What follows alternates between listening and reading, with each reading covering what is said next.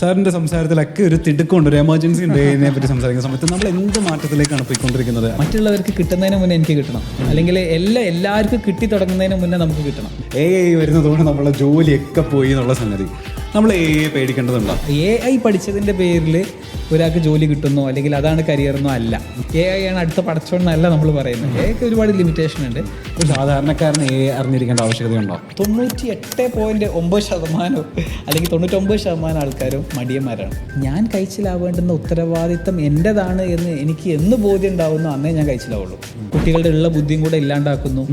അവർ എന്താ പറയുക, മുണ്ണകളെ സൃഷ്ടിക്കും. ഞാൻ എക്സാക്ട് വേർഡാ പറയുന്നത്. ഊക്കലാണ്. എന്ന് വെച്ചാൽ നമ്മൾ അതിൽ എക്സ്പേർട്സ് ആണ്. വേറെ ഒന്നും ചെയ്തിട്ടില്ലെങ്കിൽ ചെയ്യുന്നവനെ ഊക്കാൻ നമ്മൾ അടിപൊളിയാണ്. ഹായ്, നമസ്കാരം. ഞാൻ ഗദ്ദാഫി. നമ്മളുടെയൊക്കെ സോഷ്യൽ മീഡിയയിൽ വന്നതോട് കൂടിയിട്ട് നമ്മളെ ഒരു AI യുഗത്തിലാണല്ലോ ജീവിക്കുന്നത്. നമ്മൾ AI വരുന്നതോട് കൂടിയിട്ട് നമുക്ക് ഒരുപാട് കൺഫ്യൂഷൻസ് ഉണ്ടാവും. നാളെ AI നമ്മളുടെ ജോലി റീപ്ലേസ് ചെയ്യുമോ, നമ്മളുടെ കുട്ടികളുടെ ചിന്താശേഷി നശിപ്പിക്കുകയോ, ഇനി നമ്മളൊക്കെ മനുഷ്യന്മാരെ വെറും റോബോട്ടിക്സ് ആക്കി മാത്രം ഈ AI മാറ്റുമോ തുടങ്ങിയിട്ടുള്ള ഒരുപാട് ആശങ്കകൾ ഉണ്ടായിരിക്കും. ഈ AI വീഡിയോസിനെ പറ്റി നിരന്തരം സംസാരിക്കുന്ന, അതിനെപ്പറ്റി എഡ്യൂക്കേറ്റ് ചെയ്യുന്ന ഒരു മുഖം നമുക്കൊക്കെ വളരെയധികം സുപരിചിതമാണ്. CEO and founder of Adapt, Umar Abdul Salam. അവരൊരു വലിയൊരു മൂവ്മെൻറ്റിന് തയ്യാറെടുത്തുകൊണ്ടിരിക്കുകയാണ്. 1 million AI സൂപ്പർ സ്റ്റാർസ് അല്ലേ? എന്താണ് അതിനെപ്പറ്റി വിശദീകരമായിട്ട് സംസാരിക്കാൻ പറ്റുക എന്നുള്ളത് നമുക്ക് അദ്ദേഹത്തോട് ചോദിക്കാം. സർ ഹായ്, നമസ്കാരം.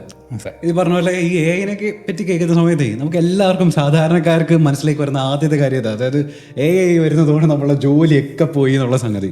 നമ്മൾ AI പേടിക്കേണ്ടതുണ്ടോ? അതായത് ഈ AI വരുന്നതോടെ നമ്മളെ ജോലിയെ, നമ്മളെ ചിന്താശേഷിയൊക്കെ ഈ AI പിടിച്ചുകൊണ്ട് പോവോ? Okay, first of all AI കുറിച്ചിട്ട് ജനറലി ആൾക്കാർക്ക് ക്ലാരിറ്റി ഇല്ലാത്ത കാരണം ഒരുപാട് പേടിയുണ്ട്. അതായത് ഇത് നമ്മളെ തിന്നോ കൊല്ലോ അല്ലെങ്കിൽ ജോലി ഇല്ലാണ്ടാക്കോ, അങ്ങനെ ഒരുപാട് മിസ്കൺസെപ്ഷൻസ് ഉണ്ട്. പക്ഷേ നമ്മൾ AI ജസ്റ്റ് മനസ്സിലാക്കുകയാണെന്നുണ്ടെങ്കിൽ അതൊരു തിങ്കിങ് ടൂളായിട്ടോ അല്ലെങ്കിൽ ഇന്ന് നമ്മൾ ചെയ്യുന്ന ജോലിയെ മറ്റോ ഒക്കെ ഒരു പുതിയ പേഴ്സ്പെക്റ്റീവിൽ ചെയ്യാൻ കഴിയുന്ന ഒരു ടെക്നോളജി എന്നുള്ള നിലയ്ക്ക് സിംപ്ലി മനസ്സിലാക്കുക. അങ്ങനെയാണെങ്കിൽ എനിവൺ, ഏത് പണി ചെയ്യുന്ന ആൾക്കും AI അവരുടെ പണിയിൽ ഉപയോഗിക്കാം. ആ രീതിയിൽ ചെയ്യാൻ പറ്റും. ഇപ്പോൾ നേരത്തെ പറഞ്ഞല്ലോ 2030 AI ഒരു പേഴ്സണൽ അസിസ്റ്റൻ്റ് ആയിട്ട് മാറുമോ ചോദിച്ചാൽ ഓൾറെഡി AI ഒരു പേഴ്സണൽ അസിസ്റ്റൻ്റ് ആയിട്ട് വന്നിട്ടുണ്ട്. ഇനി അത് നമ്മളെക്കുറിച്ച് ഇപ്പോൾ പഠിച്ചുകൊണ്ടിരിക്കുക. ഇപ്പോൾ ChatGPT ആണെങ്കിലും ജെമിനൈ ആണെങ്കിലൊക്കെ അതിനിപ്പോൾ മെമ്മറി എന്ന് പറഞ്ഞിട്ടൊരു ഫംഗ്ഷൻ ഉണ്ട്.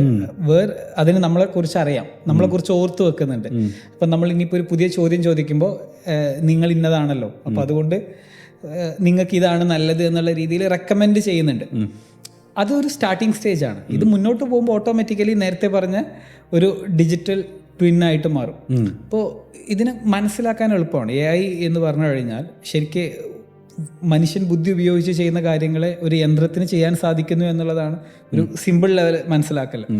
അപ്പം അങ്ങനെ നോക്കുമ്പോൾ കാൽക്കുലേറ്റർ AI ആണ്. കാരണം കാൽക്കുലേറ്റർ ഒരു കാലത്ത് നമ്മൾ ബുദ്ധി ഉപയോഗിച്ച് ചെയ്തിരുന്ന ജോലികളെ ചെയ്യുന്നു എന്നുള്ളതാണ്. പക്ഷെ ഇനി ഇത് മുന്നോട്ട് പോകുമ്പോൾ ഇപ്പോഴത്തെ AI എന്ന് പറഞ്ഞാൽ ജനറേറ്റീവ് AI ആണ്. ഇപ്പം നമ്മളൊരു ചോദ്യം ചോദിക്കുമ്പോൾ ആ ചോദ്യത്തിൽ നിന്ന് നമ്മൾ എന്താണ് ഉദ്ദേശിച്ചത് എന്ന് മനസ്സിലാക്കിയിട്ട് നമുക്ക് ഉപകാരപ്പെട്ടേക്കാവുന്ന ഒരു ആൻസർ അത് ഗസ് ചെയ്യുന്നു, പാറ്റേൺ പ്രെഡിക്റ്റ് ചെയ്യുന്നു. അതാണ് ഇപ്പോൾ ചെയ്യുന്നത്. അത് റിമാർക്കബിളി നന്നായി ചെയ്യുന്ന കാരണം നമ്മൾ അതൊക്കെ ഇന്ന് നമ്മൾ ഉപയോഗിക്കുന്ന ജോലികളിലും മറ്റൊക്കെ ഉപയോഗിക്കുന്നു. അതാണ് കറന്റ് സ്റ്റേജ്. ആൾക്കാർ ഇത് ഉപയോഗിച്ച് തുടങ്ങുമ്പോൾ ഓട്ടോമാറ്റിക്കലി ഉള്ളൊരു ഫിയർ എന്താണെന്ന് വെച്ചാൽ, അല്ല ഇതൊക്കെ AI ചെയ്യാൻ തുടങ്ങിയാൽ എൻ്റെ ജോലിയെ ഇത് ബാധിക്കുമോ എന്നുള്ളതാണ്. അപ്പോൾ ഓക്കെ, അവിടെ ഒരു സിമ്പിൾ പെർസ്പെക്റ്റീവ് എന്താണെന്ന് വെച്ചാൽ, ഒരു ജോലി എന്ന് പറഞ്ഞു കഴിഞ്ഞാൽ അതിൽ ഒരുപാട് ടാസ്കുകൾ ഉണ്ടാവും.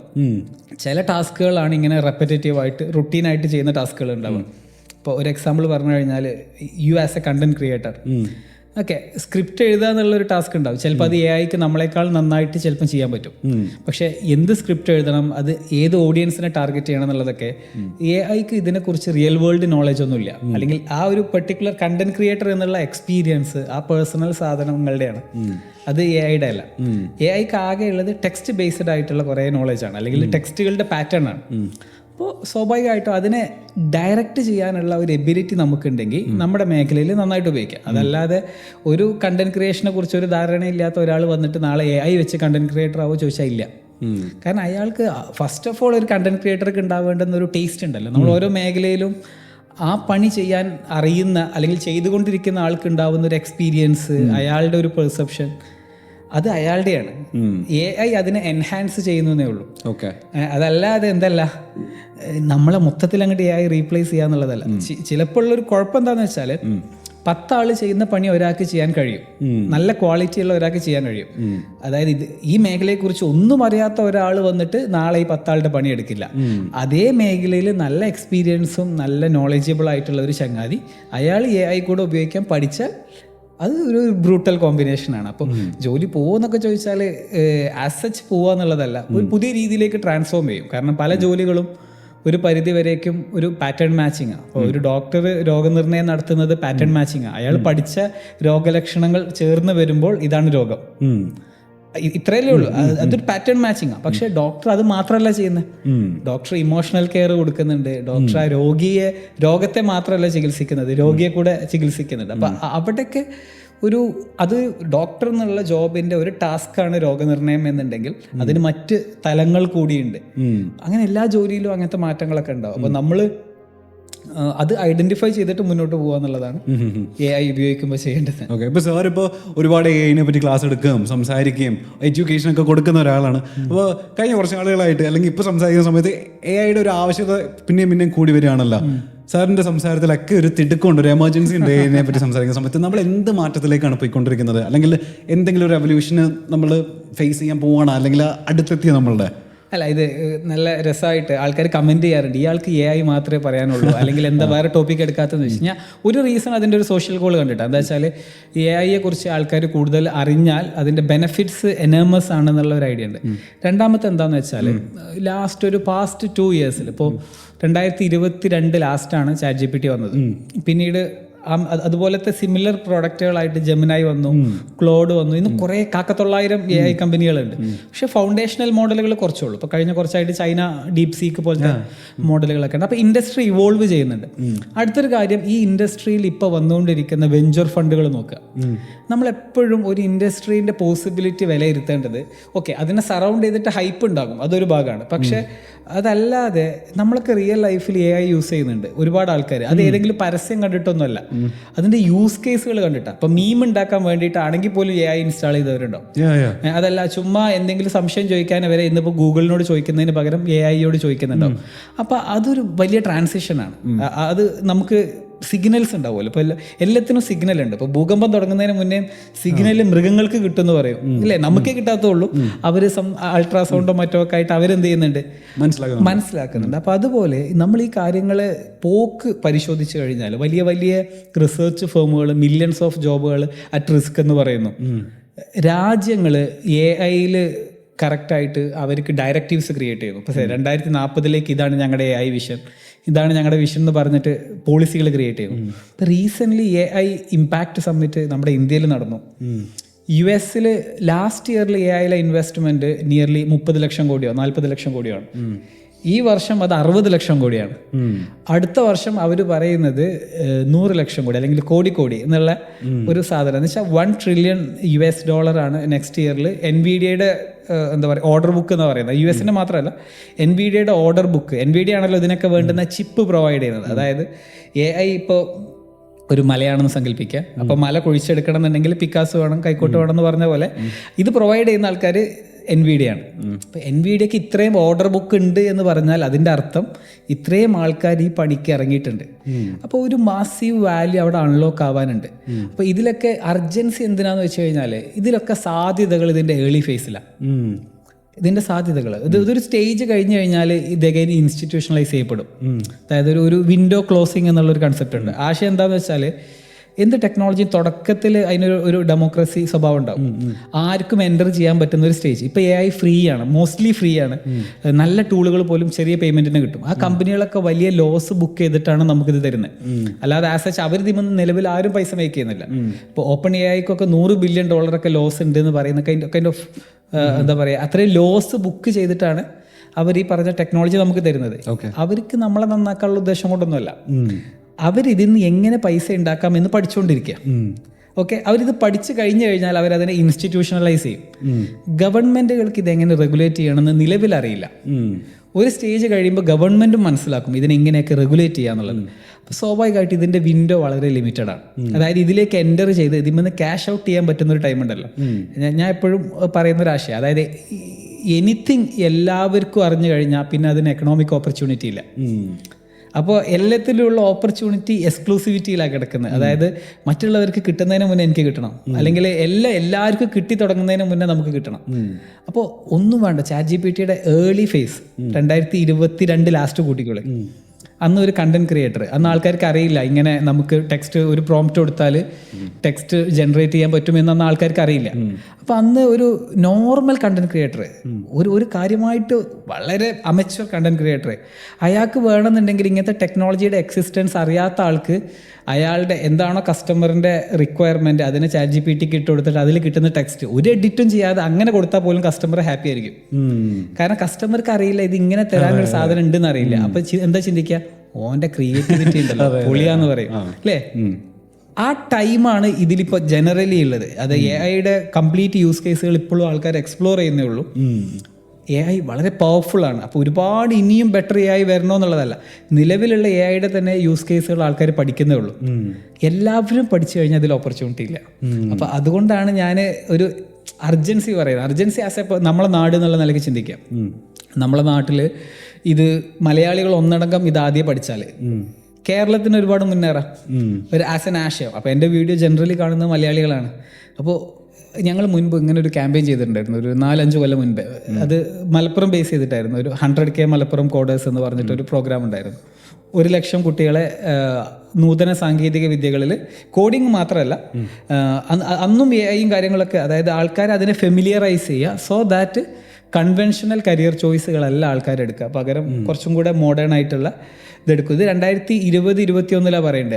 അന്ന് നമ്മൾ ആൾക്കാരോട് പറയുന്നത് AI, robotics, block chain, 3D printing എന്നൊക്കെ പറഞ്ഞിട്ട് ഒരുപാട് പുതിയ മേഖലകൾ വരുന്നുണ്ട്. ആ മേഖലകളെ കുറിച്ച് അറിയണം. എന്തിന് ആ മേഖലയിൽ പോയി നാളെ ജോലി ചെയ്യാനല്ല, ഒരു ഹെഡ് സ്റ്റാർട്ട് കൊടുക്കുക. സോ ദാറ്റ് നമ്മുടെ കുട്ടികളോട് ഇനി അന്നത് ചെയ്തിട്ടുള്ളത് സ്കൂൾ കുട്ടികൾക്കാണ്, ഹൈസ്കൂൾ കുട്ടികൾക്കൊക്കെ. അപ്പോൾ ആ ഹൈസ്കൂൾ കുട്ടികൾ ആരും നാളെ ആ മേഖലയിൽ പോയി ജോലി ചെയ്യാനല്ല, പക്ഷെ ഓലെ കരിയർ ചിന്തകളിൽ ഇത് വന്നില്ലേ. സ്വാഭാവികമായിട്ട് ഇന്നല്ല. അപ്പം നിങ്ങൾ ആലോചിച്ച് നോക്കുക, ഒരു 20 വർഷം ഡൗൺ ദ ലൈൻ മലപ്പുറത്തെ കുട്ടികൾ ഇപ്പം ആ സ്വപ്നം കണ്ടിട്ടുണ്ടെങ്കിൽ 20 വർഷം കഴിയുമ്പോൾ അവർ ആ സ്വപ്നത്തിൻ്റെ വഴിയിൽ സഞ്ചരിച്ചാൽ സ്വാഭാവികമായിട്ടും അത് ആ നാട്ടിൽ പ്രോസ്പെരിറ്റി കൊണ്ടുവരും. അത് ഇങ്ങനത്തെ ഒക്കെ ലോങ് ടേം ആണ്. അതായത് ഇപ്പോൾ നമ്മൾ സൊസൈറ്റിയിൽ ഒരു ട്രാൻസ്ഫോർമേഷൻ വേണമെന്ന് പറയുമ്പോൾ ഒരു ബോംബും കിട്ടു നാളെ മുതൽ ട്രാൻസ്ഫോർമേഷൻ എന്നുള്ള രീതിയിലല്ല. ഇപ്പം കേരളത്തിൽ സാക്ഷരത ഉണ്ടായതും അങ്ങനെയല്ല. കേരളത്തിൽ സാക്ഷരത ഉണ്ടായത് ഒരു സുപ്രഭാതത്തിൽ സംഭവിച്ചതല്ല. ഒരു ജനറേഷൻ്റെ സമയമെടുത്ത് ആളുകൾ അതിന് വേണ്ടിയിട്ട് സോഷ്യൽ എഞ്ചിനീയറിങ് ചെയ്തു. അതായത് ആൾക്കാരൊക്കെ തീരുമാനിച്ചു എന്ത് സാക്ഷരത ഒക്കെ ഉണ്ടെങ്കിൽ ഇനി കാര്യമുള്ളൂ, അത് നമ്മൾ അഭിമാനത്തിൻ്റെ പ്രശ്നമാണ്, നമ്മൾ എഴുത്തും വായനയും പഠിക്കണം. ഗവൺമെൻറ് ഇനീഷ്യേറ്റീവുകളും ഉണ്ടാവാം, പക്ഷെ ജനറലി ആസ് എ സൊസൈറ്റി നമ്മൾ ഇതാണ് നമുക്ക് വേണ്ടുന്ന ഡയറക്ഷൻ എന്ന് മനസ്സിലാക്കി അതിൽ പോയപ്പോഴാണ് ഇന്ത്യയിലെ one of the most literate സംസ്ഥാനം എന്നുള്ള ടാഗ് കേരളത്തിന് കിട്ടിയത്. അപ്പോൾ ആ സിമിലർ പാത്തിൽ നമ്മളെ നാടിന് ഒരു കൈൻഡ് ഓഫ് നെക്സ്റ്റ് ലെവലിലേക്ക് പോകണം എന്നുണ്ടെങ്കിൽ ഇങ്ങനത്തെ കാര്യങ്ങളിൽ നമുക്ക് ധാരണ ഉണ്ടാവണം എന്നുള്ള ഒരു ചിന്തയാണ്. അപ്പോൾ കേരളത്തിന് ഒരു once in a life time opportunity പോലെ ഉപയോഗിക്കാൻ പറ്റുന്ന ഒന്നാണ് നിലവിലെ AI എന്നുള്ള ഒരു ബോധ്യത്തിൽ നിന്ന് അതിനെക്കുറിച്ച് കൂടുതൽ സംസാരിക്കുന്നതാണ്. ഇവിടെ ഒരു വലിയ റെവല്യൂഷൻ നിങ്ങളായിട്ട് സൃഷ്ടിക്കുകയാണെന്നാണ് ഞാൻ അറിയുന്നത്. ഇവിടെ ഒരു 1 million super stars, digital super stars എന്നുള്ളൊരു വലിയൊരു മൂവ്മെന്റ് വരാൻ പോവാണെന്ന് ഇങ്ങനെ കേൾക്കുന്നു. എന്താ ഇപ്പോൾ നിങ്ങൾ ഇതിലൂടെ ഉദ്ദേശിക്കുന്നത്? എന്താണ് സംഗതി വലിയ ബാൻ ഇവിടെ സൃഷ്ടിക്കാൻ പോകുന്നത്?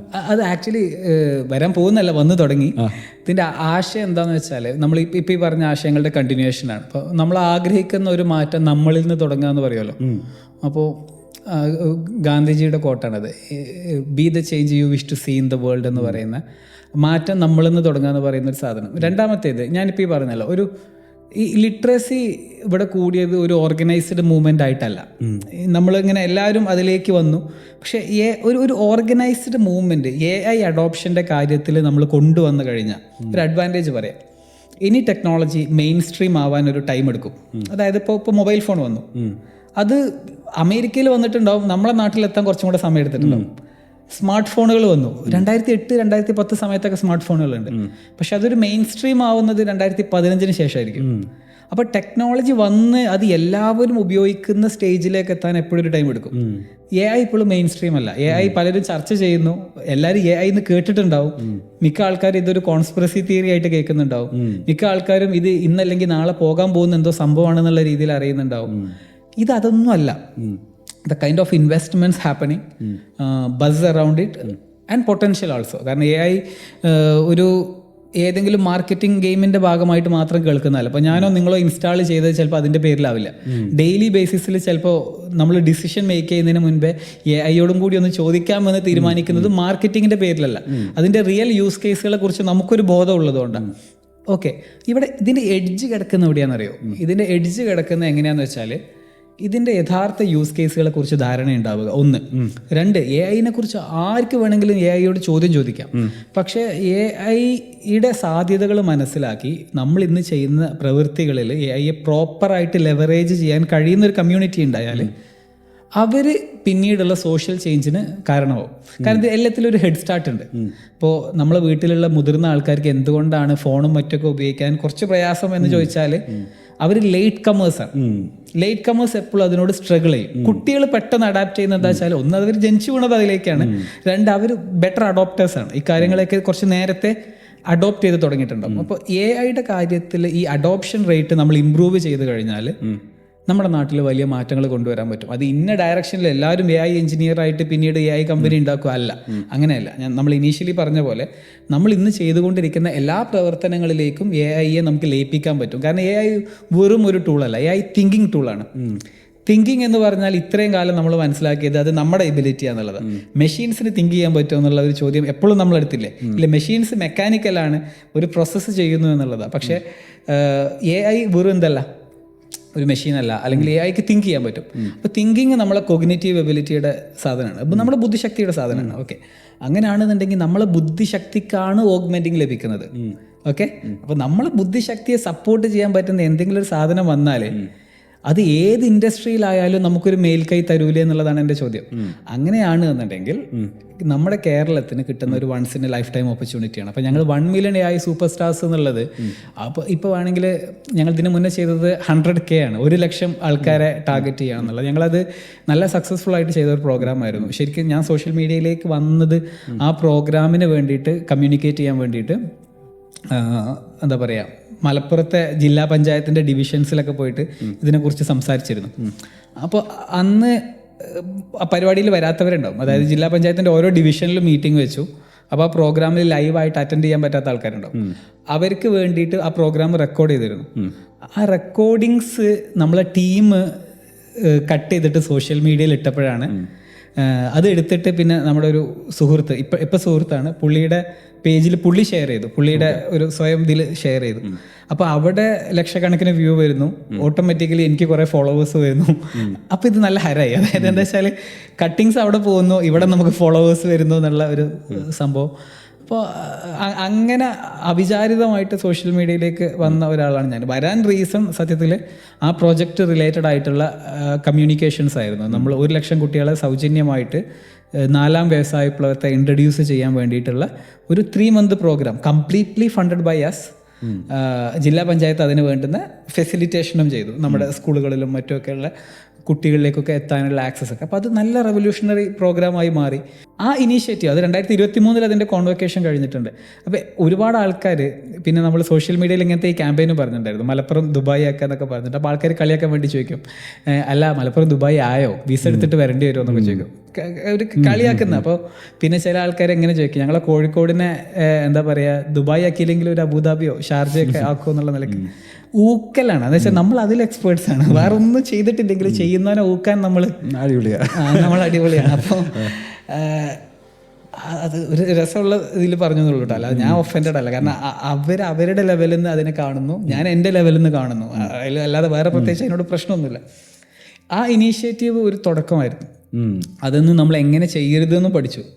കാരണം എന്താണെന്ന് വെച്ചാൽ അന്ന് ഞങ്ങളത് ഒരുപാട് കടത്തിലായി. അതിൻ്റെ റിയാലിറ്റി പറയുകയാണെന്നുണ്ടെങ്കിൽ ഞങ്ങളന്ന് അത്ര തന്നെ നല്ല ഫൈനാൻഷ്യൽ പൊസിഷനിലായിരുന്നില്ല. അപ്പോൾ ഒരു 1.5 കോടി രൂപയോളം ഞങ്ങളുടെ ക്യാപിറ്റൽ എടുത്ത് ചിലവഴിച്ചു, കമ്പനിയുടെ ക്യാപിറ്റൽ എടുത്ത്. ഒരു സ്ട്രഗ്ലിംഗ് ഫേസിലുള്ള കമ്പനി അതിൻ്റെ ഇൻവെസ്റ്റർ ക്യാപിറ്റൽ എടുത്തിട്ട് ഇത്ര ഒരു പ്രോഗ്രാമിൽ സ്പെൻഡ് ചെയ്തത് ശരിക്കും ഇപ്പോഴത്തെ പേഴ്സ്പെക്റ്റീവിൽ ആലോചിച്ചാൽ നമ്മൾ ഇപ്പം നമുക്കതിനെ പറയാം വലിയ സംഭവമായില്ലേ, വലിയ പ്രൊജക്റ്റായില്ലേ. പക്ഷേ യഥാർത്ഥത്തിൽ അത് ഒരു ആത്മഹത്യാപരമായിട്ടുള്ള തീരുമാനമായിരുന്നു. കാരണം എന്താ വെച്ചാൽ അങ്ങനെ ചെയ്യാൻ പാടില്ല ഐഡിയലി. നമ്മളുടെ ലൈക്ക് ഓരോ കമ്പനിക്ക് ഓരോ ഗോൾ ഉണ്ടാവുമല്ലോ.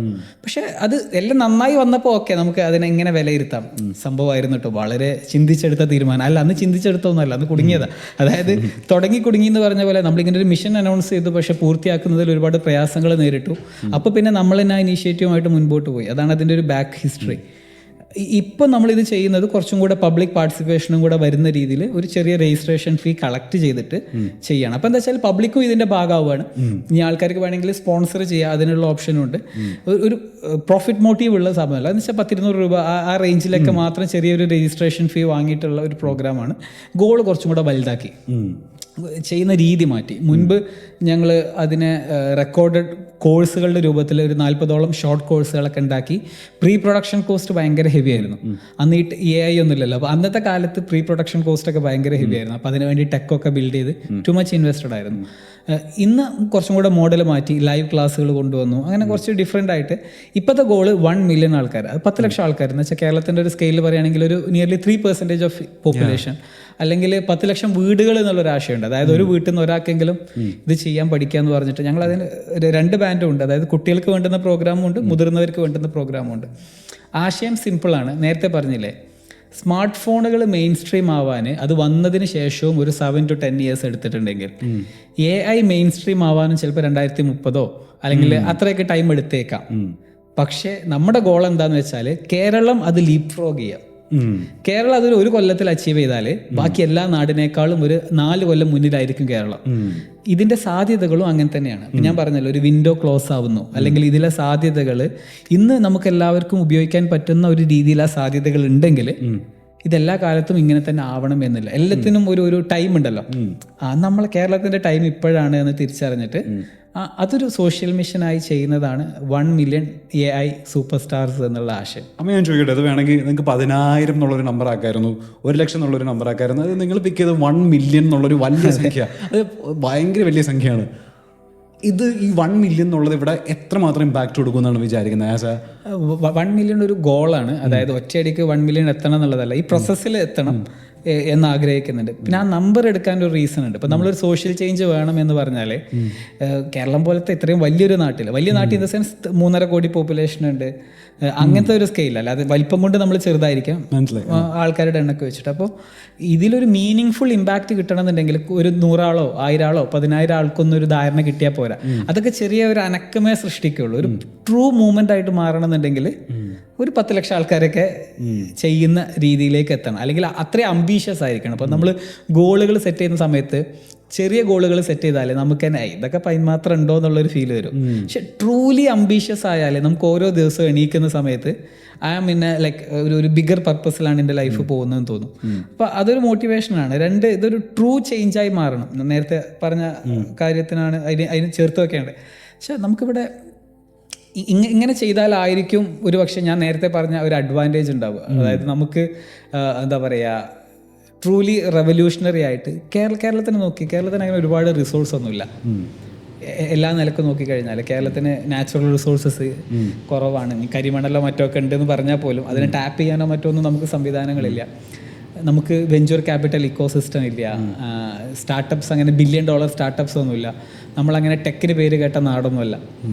നമ്മൾ കൺസ്യൂമറിസ്റ്റ് സ്റ്റേറ്റ് ആണ്. കൃഷി പോലും നമ്മുടേതായിട്ടൊന്നുമില്ല. നമ്മളെല്ലാം പുറത്തുനിന്ന് കൊണ്ടുവന്നിട്ടുള്ള ഒരു നേച്ചറാണുള്ളത്. ഓക്കെ, അങ്ങനെ ആണ് എന്നുണ്ടെങ്കിൽ എന്താണ് കേരളത്തിൻ്റെ ഓപ്പർച്യൂണിറ്റി എന്നുള്ളൊരു ചോദ്യമല്ലേ? അപ്പോൾ തിരിച്ച് ചിന്തിച്ചു കഴിഞ്ഞാൽ കേരളത്തിൻ്റെ ഓപ്പർച്യൂണിറ്റി കേരളത്തിൻ്റെ ജനങ്ങളാണ്. മോസ്റ്റ് ലിറ്ററേറ്റ്, അത്യാവശ്യം നല്ല ഇംഗ്ലീഷ് പ്രൊഫിഷ്യൻസി ഉള്ള, അത്യാവശ്യം നല്ല ബോധമൊക്കെയുള്ള, ഇൻഫോർമേഷനൊക്കെയുള്ള, പൊതുവിൽ വലിയ ഹോസ്റ്റിലിറ്റി ഇല്ലാത്ത, നമ്മൾ അങ്ങനെയും കാണണമല്ലോ. അപ്പോൾ ഒരു റിസീവ് ചെയ്യാൻ കഴിയുന്ന ഒരു ഓഡിയൻസ്, അങ്ങനത്തെ ഒക്കെ. അപ്പോൾ കേരളത്തിൻ്റെ പീപ്പിളാണ് കേരളത്തിൻ്റെ ബ്ലെസ്സിങ്. അങ്ങനെ ആണെന്നുണ്ടെങ്കിൽ AI is the first technology, people technology. അതായത് AI എന്താ ചെയ്യുന്നത്? AI നമ്മുടെയൊക്കെ ഇൻ്റലിജൻസിലേക്ക് ഒരു അഡീഷനാണ് തരുന്നത്. ഇതിന് മുന്നത്തെ റെവല്യൂഷൻസ് ഒക്കെ എടുത്ത് നോക്കുക, ഇൻഡസ്ട്രിയൽ റെവല്യൂഷൻസ് എന്ന് പറയും. എല്ലാം കൈൻഡ് ഓഫ് ഫാക്ടറി വേണം, മെഷീൻസ് വേണം, അങ്ങനത്തെ സംഭവങ്ങളല്ലേ. അപ്പോൾ ഫസ്റ്റ് ടെക്നോളജി എന്താ, പീപ്പിൾ ടെക്നോളജി ആയിട്ട് വരുന്ന AI. അങ്ങനെ കേരളത്തിൻ്റെ ആകെയുള്ള അസറ്റ് എന്താ? പീപ്പിൾ. അങ്ങനെയാണെങ്കിൽ ഈ പീപ്പിളിനെ നമ്മൾ സ്കില്ലപ്പ് ചെയ്ത് കഴിഞ്ഞാൽ ഒരു ട്രൂ റെവല്യൂഷണറി ആയിട്ടുള്ള ചേഞ്ച് കേരളത്തിൽ ക്രിയേറ്റ് ചെയ്യാൻ പറ്റും എന്നുള്ള ഒരു കോൺഫിഡൻസ്, അത്രേ ഉള്ളൂ. ഓക്കെ, ഇതിപ്പോൾ AI എന്ന് നമ്മൾ സാധാരണക്കാർ യൂസ് ചെയ്യാൻ തുടങ്ങിയിട്ട്, നിങ്ങളൊക്കെ ചിലപ്പോൾ എക്സെപ്ഷൻ ആയിരിക്കും, നമ്മൾ സാധാരണക്കാർ യൂസ് ചെയ്യാൻ തുടങ്ങിയത് വളരെ റീസെൻ്റ്ലി ആണ്, ഒരു 2-3 വർഷമായിട്ടുണ്ടായിരിക്കും അല്ലേ? ഇത് നമ്മളുടെ കോളേജിലേക്ക്, നമ്മളുടെ കരിക്കുലത്തിലേക്ക് വരാൻ ഇനിയും ചിലപ്പോൾ കുറേയധികം സമയം എടുക്കുമായിരിക്കും. അപ്പോൾ AI നമ്മളെ ലൈഫ് ലീഡ് ചെയ്യുമെന്ന് പറയുന്ന സമയത്ത് സാധാരണ ഒരു ഡിഗ്രി കഴിഞ്ഞൊരു പയ്യനെ അവനിങ്ങനെ ചിന്തിക്കുകയാണ്, എനിക്ക് AI വരണം എന്നുണ്ട്, പക്ഷേ ഇത് എങ്ങനെ തുടങ്ങണം, എവിടെ സ്റ്റാർട്ട് ചെയ്യണം, എങ്ങോട്ട് പോകണം എന്നറിയാതെ കൺഫ്യൂസ് ആയിട്ട് നിൽക്കുന്ന ഒരാളുണ്ടെന്നുണ്ടെങ്കിൽ അവനെ എങ്ങനെയൊക്കെയാണ് കരിയറിലേക്ക് ഗൈഡ് ചെയ്യുക ആസ് എൻ എക്സ്പേർട്ട്? ഇപ്പം എനിക്ക് ഒരുപാട് ആൾക്കാർ, ഞാൻ അങ്ങനെ എക്സ്പേർട്ട് എന്ന് ക്ലെയിം ചെയ്യലോ കേട്ടോ, ഞാൻ ഒരു അനലിസ്റ്റാണ്. എന്ന് വെച്ചാൽ എക്സ്പേർട്സ് ഒരുപാട് പേരുണ്ടാവും. ഇതിനെ ബേസ് ചെയ്ത് വരുന്ന വാർത്തകൾ ശ്രദ്ധിക്കുന്നു, ഇതിൻ്റെ ഇമ്പാക്റ്റുകൾ ശ്രദ്ധിക്കുന്നു. അപ്പോൾ അങ്ങനെയുള്ള, അല്ലാതെ എക്സ്പേർട്ട് എന്ന് ഞാൻ ഒരിക്കലും ക്ലെയിം ചെയ്യാറില്ല. ഇതിനെ നിരീക്ഷകൻ അങ്ങനെ പറയാം. ഓക്കെ, അപ്പോൾ അതിൽ എന്നോട് ഒരുപാട് ആൾക്കാർ മെസ്സേജ് അയക്കാറുണ്ട്. ഇപ്പോൾ ഈ പറഞ്ഞ പോലെ, ഓക്കെ ഞാൻ ഇനി ഏത് കോഴ്സാണ് പഠിക്കേണ്ടത്, AI എടുക്കാൻ, ഡിഗ്രി കഴിഞ്ഞു, ഇനി എന്ത് AI കോഴ്സാണ് എടുക്കേണ്ടത്? ഇവിടെ ഒരു ഫണ്ടമെൻ്റൽ പ്രോബ്ലം ഉണ്ട്. പ്രോബ്ലം എന്താ വെച്ചാൽ, നമ്മൾ AI ഉപയോഗിക്കാൻ നമ്മൾ അറിയണം, നമുക്ക് എല്ലാവർക്കും അറിയണം. പക്ഷേ AI എവിടെ ഉപയോഗിക്കുന്നു എന്നുള്ളത് വളരെ ഇമ്പോർട്ടൻ്റ് ആണ്. ഇപ്പോൾ ഒരു ഉദാഹരണം പറഞ്ഞു കഴിഞ്ഞാൽ, എനിക്കറിയുന്ന മേഖലകളിലായിരിക്കണം ഞാൻ ഉപയോഗിക്കേണ്ടത്. അപ്പോൾ നമ്മൾ തുടക്കത്തിൽ പറഞ്ഞില്ല, കണ്ടന്റ് ക്രിയേഷൻ എൻ്റെ പാഷനാണ്, എനിക്കിതിനെക്കുറിച്ച് അത്യാവശ്യം നന്നായിട്ട് അറിയാം, എൻ്റേതായ നോളേജ് ഉണ്ട്. ഓക്കെ, പ്ലസ് AI ഭീകര ഇമ്പാക്റ്റ് ആണ്. പണ്ട് ഒരു വലിയ ക്രൂ വേണ്ടത് ഇന്ന് ചിലപ്പോൾ ഞാനോ അല്ലെങ്കിൽ എൻ്റെ ഒരു ക്യാമറാമാനോ ഉണ്ടെങ്കിൽ എനിക്ക് കുറേ കാര്യങ്ങൾ ചെയ്യാൻ പറ്റും. എൻ്റെ റിസർച്ച് എബിലിറ്റി മാറി, എൻ്റെ എല്ലാം SEO ചെയ്യാനും ബാക്കിയുള്ളത് ചെയ്യാനും അതിൻ്റെ കംപ്ലീറ്റ് മീഡിയ പ്രൊഡക്ഷൻ സൈഡൊക്കെ ഹാൻഡിൽ ചെയ്യാൻ വലിയ അഡ്വാൻറ്റേജ് ഉണ്ടായി. അപ്പോൾ നമ്മൾ ഇതിൻ്റെ ഡിഫറൻസ് മനസ്സിലാക്കണം. AI പഠിച്ചതിൻ്റെ പേരിൽ ഒരാൾക്ക് ജോലി കിട്ടുന്നോ അല്ലെങ്കിൽ അതാണ് കരിയറെന്നോ അല്ല. പകരം നമ്മൾ ഇന്ന് ഉപയോഗിക്കുന്നത്, ഞാൻ എപ്പോഴും ആൾക്കാരോട് പറയുന്നതാണ്, ഇപ്പോൾ ഒരു ഭക്ഷണം കഴിക്കുമ്പോൾ അത് നല്ല ഭക്ഷണമാണെന്ന് പറയാൻ കഴിയണമെങ്കിൽ പോലും നമ്മുടെ നാവിനൊരു ടേസ്റ്റൊക്കെ വേണം. മാത്രമല്ല ഇതിന് മുൻപ് കഴിച്ച എക്സ്പീരിയൻസും വേണം. ഇപ്പോൾ ബിരിയാണി ഒരു വട്ടം മുന്നേ കഴിച്ചാക്കിയ രണ്ടാമത് കഴിക്കുന്ന ബിരിയാണി ടേസ്റ്റ് ഉണ്ടോ എന്ന് കമ്പയർ ചെയ്തിട്ടാണ് പറയാം. മുന്നേ കഴിച്ചതിനേക്കാൾ നല്ലതായിരുന്നു ഇത്. കുറേ തവണ ബിരിയാണി കഴിച്ച ആൾ പുതിയൊരു ബിരിയാണി കഴിക്കുമ്പോൾ പറയും, എൻ്റെ ലൈഫിൽ വെച്ച് ഏറ്റവും നല്ല ബിരിയാണി ഇതാണ്. അത് പറയാനുള്ള സാധനം എക്സ്പീരിയൻസ് ആണ്. പ്രീവിയസ് ആയിട്ട് 100 കണക്കിന് ബിരിയാണി കഴിച്ച എക്സ്പീരിയൻസ് നമ്മൾ പറയാണ് ദിസ് ഈസ് ദ ബെസ്റ്റ് എന്നുള്ളത്. അതുപോലെ തന്നെ ChatGPT നമുക്കൊരു ആൻസർ തരുമ്പോൾ ഇതാണ് ബെസ്റ്റ് എന്ന് പറയണമെങ്കിൽ അതിൽ നമുക്കൊരു ധാരണ വേണ്ടേ? ആ ധാരണ പല ആൾക്കാർക്കും ഉണ്ടാവില്ല. അപ്പോൾ ആകെ വിചാരിക്കുന്നത് ഓക്കെ കുറച്ച് പ്രോംപ്റ്റ് എഞ്ചിനീയറിംഗ് പഠിച്ചാൽ എനിക്ക് അടുത്ത ജോലി കിട്ടും. അല്ല, അങ്ങനെയല്ല. നമ്മുടെ പാഷനിൽ AI ഉപയോഗിക്കുക. നമ്മൾ ദൈനംദിന ജീവിതത്തിൽ എല്ലാത്തിലും ഇന്ന് AI ഉപയോഗിക്കുക. കാരണം AI നേരത്തെ പറഞ്ഞ പോലെ ഒരു കൊഗ്നിറ്റീവ് ടൂളാണ്, തിങ്കിങ് ടൂളാണ്. അപ്പോൾ നമ്മളുടെ തിങ്കിങ്ങിനെ എൻഹാൻസ് ചെയ്യാൻ ഉപയോഗിക്കുന്നു. നമ്മൾ നിലവിൽ ചെയ്തുകൊണ്ടിരിക്കുന്ന കാര്യങ്ങളിൽ AI ഉപയോഗിക്കുന്നു. അതിനാണ് ആക്ച്വൽ ഇൻസെൻറ്റീവ് ഉള്ളത്. അല്ലാതെ എന്തല്ല ചുമ്മാ AI ആസ് എ ടൂള് നമ്മൾ പരിചയപ്പെടുന്നതിനല്ല. അപ്പോൾ പ്രിഫറബിളി ഒരു ഡിഗ്രിയോ മറ്റോ ഒക്കെ കഴിഞ്ഞ് നിൽക്കുന്ന ഒരാളാണെങ്കിൽ പോലും അവർ ഇൻഡസ്ട്രി തീരുമാനിക്കുക. ഇപ്പോൾ ഒരു ബിസിനസ് തുടങ്ങാൻ നിൽക്കുന്ന ആളാണ്. ഓക്കെ, ബിസിനസ് തുടങ്ങാൻ നിൽക്കുന്ന ആൾ AI ബിസിനസ് അല്ല. ഇപ്പം ഞാൻ കാണുന്ന ഒരു ട്രെൻഡ് പറയാം. കുറേ പയ്യന്മാർ എന്നേക്കാൾ ജൂനിയർ ആയിട്ടുള്ള ആൾക്കാർ, അല്ലെങ്കിൽ ജസ്റ്റ് ഏർലി 20s അല്ലെങ്കിൽ ലേറ്റ് ടീനേജേഴ്സിലുള്ള കുട്ടികൾ, അവർ AI കമ്പനികൾ ക്രിയേറ്റ് ചെയ്യും. അതായത് അവർ കുറച്ച് AI ടൂൾസ് പഠിച്ചിട്ടുണ്ടാവും. എന്നിട്ട് ഓട്ടോമേഷൻ ചെയ്യുക, അങ്ങനത്തെ കാര്യങ്ങളൊക്കെ പറഞ്ഞിട്ട് ഇവർ കമ്പനിയാണ്. പിന്നീട് നെക്സ്റ്റ് ഡേ തൊട്ടിട്ട് ഇവർ കമ്പനിയാണ്. പിന്നെ ഇവർ ബിസിനസ്സുകൾക്ക് പ്രൊപ്പോസൽ കൊടുക്കുകയാണ്. ഈ കുട്ടികളുണ്ടല്ലോ, ഇത് കൈൻഡ് ഓഫ് ഫയർഫ്ലൈസ് ആണ്. അതായത് ഇവർക്ക് ഈയാമ്പാറ്റകളാണ്. റീസൺ എന്താണെന്ന് വെച്ചാൽ ഇവർക്ക് ബിസിനസ്സിൻ്റെ നോഹോ ഒന്നുമില്ല. ഇവർക്ക് ഈ ടൂൾസ് മാത്രമേ അറിയുള്ളൂ. അങ്ങനല്ല ഇത് പ്രവർത്തിക്കുന്നത്. നമുക്ക് എക്സ്പീരിയൻസ് വേണം, നമുക്ക് ഇൻഡസ്ട്രി നോഹോ വേണം. അപ്പോൾ എനിക്ക് നാളെ പോയിട്ട് ഒരു പുതിയ ഏരിയനെ കുറിച്ച് എനിക്കൊന്നും അറിയാതെ അവിടെ പോയിട്ട് AI ചെയ്യാൻ കഴിയില്ല. ഞാൻ ആദ്യം ഇൻഡസ്ട്രി പഠിക്കണം. ആ ഇൻഡസ്ട്രി പഠിക്കുമ്പോൾ ഹൗ കസ്റ്റമേഴ്സ് ബിഹേവ്, അല്ലെങ്കിൽ ഇൻഡസ്ട്രിയുടെ ബിഹേവിയർ എന്താണ്, ഇതിൻ്റെ മാർക്കറ്റ് അനലറ്റിക്സ് എന്താണ്, എല്ലാം. കാരണം വെച്ചാൽ നമുക്ക് മാത്രമാണ് ഈ ലോകം പുതിയത്. നമ്മൾ മാത്രമാണ് ഈ ലോകത്ത് ഇപ്പോൾ റീസെൻ്റ്ലി വന്നത്. നമ്മളെക്കാൾ മുൻപ് വന്നവർ ഈ ലോകത്തുണ്ട്, നമ്മളെക്കാൾ എക്സ്പീരിയൻസ് ഉള്ളവർ ഈ ലോകത്തുണ്ട്. ലോകത്ത് ഒരുവിധം എല്ലാ ഇൻഡസ്ട്രിയിലും ഒരുപാട് ആൾക്കാരുണ്ട്. അത് ആ ഓരോ ഇൻഡസ്ട്രിയും വർക്ക് ചെയ്യുന്നതിന് ഒരു specific way of doing it ഉണ്ടാവും. അതിൽ ഇന്നോവേഷൻ കൊണ്ടുവരാൻ AI ഉപയോഗിക്കാം. Still how A business work എന്നുള്ള ഒരു ധാരണ ഇല്ലാത്ത ഒരാൾക്ക് അവിടെ പോയിട്ട് എന്തെങ്കിലും കൊണ്ടുവരാൻ ടഫാണ്. അപ്പോൾ എക്സ്പീരിയൻസ് നേടാതെ വെറും കുറച്ച് ടൂൾസ് പഠിച്ചതിൻ്റെ പേരിൽ മാത്രം നാളെ ഒരു AI കമ്പനി നടത്താൻ കഴിയില്ല. അപ്പോൾ അവിടെ എനിക്ക് ഫീൽ ചെയ്യുന്നത് എന്താ വെച്ചാൽ, okay, A person with 20 years of experience with AI knowledge, ഓൻ എങ്ങനെയായാലും ഈ ഒരു 20 വയസ്സുകാരനായിട്ടുള്ള പുതിയ 4 ടൂള് പഠിച്ച ഒരാളെക്കാൾ മുൻപിലായിരിക്കും. അപ്പോൾ നമ്മൾ ഇൻഡസ്ട്രി നോളേജും കൂടെ ഗെയിൻ ചെയ്യാൻ ശ്രമിക്കണം. എന്നാൽ മാത്രമേ നമുക്ക് എന്ത് ചെയ്യാൻ പറ്റൂ, ഓക്കെ, AI ഇന്ന് വലിയ ആഡഡ് അഡ്വാൻറ്റേജ് ആണ്. ഇപ്പോൾ നമ്മൾ പോലും ഹയർ ചെയ്യുന്ന സമയത്ത് AI യൂസ് ചെയ്യാറുണ്ടോ ചോദിക്കും. ഞാനിങ്ങനെ എല്ലാവരും ഉപയോഗിക്കുന്ന പോലെ ഉപയോഗിക്കുന്നുണ്ട് പറഞ്ഞാൽ പോലെ ഹയർ ചെയ്യില്ല. പകരം AI അത്യാവശ്യം നന്നായിട്ട് കൈകാര്യം ചെയ്യാൻ അറിയാം. ഞാൻ എൻ്റെ ഇന്ന ആവശ്യങ്ങൾ ഇതുവഴി ചെയ്തെടുക്കുന്നുണ്ട്. ഇപ്പോൾ എൻ്റെ പ്രൊഫൈൽ നോക്കൂ, ഞാൻ ഇന്ന സംഭവങ്ങളൊക്കെ AI വെച്ചിട്ട് ചെയ്തിട്ടുണ്ട്. ഇതെൻ്റെ ഹോബി ആയിരുന്നു, ഞാൻ ഇത് AI വെച്ചിട്ട് ചെയ്തു. അപ്പോൾ ഞാൻ പെയ്ഡ് AI ടൂളുകൾ ഉപയോഗിക്കുന്ന ആൾക്കാരെ നമ്മളൊരു പ്രീമിയത്തിൽ കാണാറുണ്ട്. റീസൺ എന്താണെന്ന് വെച്ചാൽ, ഒരാൾ ഒരു സാധനത്തിന് പൈസ കൊടുക്കണമെന്നുണ്ടെങ്കിൽ അയാൾ അതിൻ്റെ വാല്യൂവിനെ പറ്റി ബോധമുള്ള ആളാണ് അല്ലേ? ഒരു എന്താ പറയുക, അതിന് പൈസ കൊടുത്താലും നഷ്ടമില്ല എന്നുള്ള ബോധമുള്ള ഒരാൾ. അത് ഒന്നാമത്തേത്. 2, ഫ്രീ ടൂളുകളേക്കാൾ ഫാർ ബെറ്ററാണ് പെയ്ഡ് ടൂളുകൾ. കാരണം അത് പൈസ കൊടുക്കുന്നതുകൊണ്ട് മാത്രമല്ല, പെയ്ഡ് ടൂളുകൾക്ക് മെമ്മറി ഫീച്ചർ ഉണ്ടാകും. അപ്പോൾ മറ്റേത് ChatGPT ഫ്രീ വെർഷൻ ഉപയോഗിക്കുകയാണെങ്കിൽ മെമ്മറി ഫുൾ എന്നൊക്കെ പറഞ്ഞ മെസ്സേജ് വരില്ലേ? അപ്പോൾ നിങ്ങൾ ആലോചിച്ച് നോക്കി, AIക്ക് നമ്മളെക്കുറിച്ച് കൂടുതൽ അറിയുമ്പോഴാണ് AI ബെറ്റർ ആൻസർ തരുന്നത്. അപ്പോൾ അത് ഓർത്ത് വെക്കുന്നത് മെമ്മറിയിലാണ്. ഫ്രീ വേർഷനിൽ മെമ്മറി ചെറുതാണ്. അപ്പോൾ അതിൻ്റെ ആൻസറും അതിനനുസരിച്ച് ലിമിറ്റഡ് ആവില്ലേ? ആൻസർ എപ്പോഴാണ് നന്നാവുക? അതിൻ്റെ മെമ്മറി വലുതാകുമ്പോൾ. മെമ്മറി ഏതിലാണ് നല്ലതുള്ളത്? പെയ്ഡ് മോഡലിലാണ്. പെയ്ഡ് മോഡൽ ഉപയോഗിക്കാത്ത ഒരാൾ AIയുടെ ആക്ച്വൽ പൊട്ടൻഷ്യൽ മനസ്സിലാക്കിയിട്ടില്ല എന്നുള്ളതാണ്. ഞാനിപ്പോഴും ആൾക്കാരോട് പറയാം, നിങ്ങൾക്ക് ഏറ്റവും ടോപ്പ് പ്ലാൻ ഉപയോഗിക്കാൻ കഴിഞ്ഞാൽ അതാണ് നല്ലത്. ടോപ്പ് പ്ലാൻ ഇപ്പോൾ അധിക കമ്പനികൾക്ക് $200, $250 ഒക്കെ പ്ലാനാണ്. അത് 20,000 രൂപയ്ക്ക് ഒരു മാസം വരും. പക്ഷെ 10 ആളെ പണിയെടുപ്പിക്കാം. മനസ്സിലായി. അപ്പോൾ ഒരു നോർമലി ഒരു 5 ആളുടെ ടീം ഒരാഴ്ച എടുത്ത് റിസർച്ച് ചെയ്യുന്നത്, ഒന്ന് ആ ടൈം ഉണ്ട്, പിന്നെ അവർക്ക് കൊടുക്കുന്ന സാലറി ഉണ്ട്. ഇത് രണ്ടും കട്ട് ചെയ്യുക. ഒരു ഡീപ്പ് റിസർച്ച് കൊടുത്തു കഴിഞ്ഞാൽ 5 മിനിറ്റ്സിൽ അല്ലെങ്കിൽ 10 മിനിറ്റ്സിൽ നമുക്ക് എൻ്റർപ്രൈസ് ഗ്രേഡ് റിസർച്ച് റിപ്പോർട്ട് കിട്ടും. ഇതൊക്കെ AIയുടെ പൊട്ടൻഷ്യലാണ്. അപ്പോൾ ഈ പൊട്ടൻഷ്യലിനെ പ്രോപ്പറായിട്ട് ലെവറേജ് ചെയ്യാൻ അറിയുക എന്നുള്ളത് വളരെ ഇമ്പോർട്ടൻ്റ് ആണ്. അപ്പോൾ ഞാനൊരു അഡ്വൈസ് ആയിട്ട് പറയാം എന്താണെന്ന് വെച്ചാൽ, start using paid tools, industrial experience നേടുക. അതിൻ്റെ കോമ്പിനേഷൻ ആയിരിക്കും നിങ്ങൾക്ക് നല്ല കരിയർ തരിക എന്നുള്ളതാണ്. അല്ലാതെ ചുമ്മാ ഒരു AI കോഴ്സ് ചെയ്യല്ല. ഇതിൻ്റെ ജസ്റ്റ് ഒരു ഓപ്പോസിറ്റ് ഉണ്ടാവുമല്ലോ. അതായത് സാധാരണ ആളുകളൊക്കെ പറയില്ലേ, ഞാൻ ഒരു സാധാരണക്കാരൻ എന്തിനാ AI ഡിപ്പെൻഡ് ചെയ്യേണ്ട ആവശ്യമുണ്ട്? അതിപ്പോൾ എഞ്ചിനീയേഴ്സിനെ പോലെ അല്ലെങ്കിൽ അത്തരം പ്രൊഫഷണൽസ് മാത്രമേ AI ഡിപ്പെൻഡ് ചെയ്താൽ പോരെ എന്ന് വെച്ച് ആക്ഷേപം പറയുന്ന ആൾക്കാരുണ്ടാവുമല്ലോ. ഒരു സാധാരണക്കാരൻ്റെ ലൈഫിൽ ഇതറിഞ്ഞതുകൊണ്ട് അയാളുടെ ലൈഫിൽ എന്തൊക്കെ മാറ്റങ്ങളാണ് വരുത്തുക എന്നാണ് പറയുക? അല്ലെങ്കിൽ ഒരു സാധാരണക്കാരന് AI അറിഞ്ഞിരിക്കേണ്ട ആവശ്യകതയുണ്ടോ? അതെന്ന് വെച്ചാൽ AI എന്ന് കേൾക്കുമ്പോൾ ഒരു ജനറൽ പെർസെപ്ഷനിൽ അത് കോഡിങ്ങിനെയോ അല്ലെങ്കിൽ ഒരു പ്രോഗ്രാമേഴ്സ് കാറ്റഗറിയൊക്കെയാണ് ഇത് എന്നുള്ള ഒരു ചിന്തയാണ്. അത് അതിൻ്റെ ഒരു ടെർമിനോളജിയെ നമ്മൾ ഇത്രയും കാലം ഒരു ടെക്നിക്കൽ സ്കിൽ എന്നുള്ള രീതിയിൽ മനസ്സിലാക്കുന്ന കൊണ്ടാണ് നമ്മൾ ആ ഒരു പെർസെപ്ഷൻ ഉള്ളത്. പക്ഷെ സിംപ്ലി പറഞ്ഞു കഴിഞ്ഞാൽ ഇതിന് കോഡിംഗ് ഒന്നും അറിയണ്ട ആണല്ലോ. ഓക്കെ, ഇതിനെന്താ വേണ്ടേ? ഇതിന് കാര്യങ്ങൾ പ്രോപ്പറായിട്ട് എക്സ്പ്രസ് ചെയ്യാനുള്ള ഒരു ധാരണമാണ്. നമുക്ക് നമ്മുടെ ആവശ്യം പ്രോപ്പറായിട്ട് കമ്മ്യൂണിക്കേറ്റ് ചെയ്യാം. തിരിച്ച് കിട്ടുന്നത് എന്താണ്? ഇൻ്റലിജൻസ് ആണ്.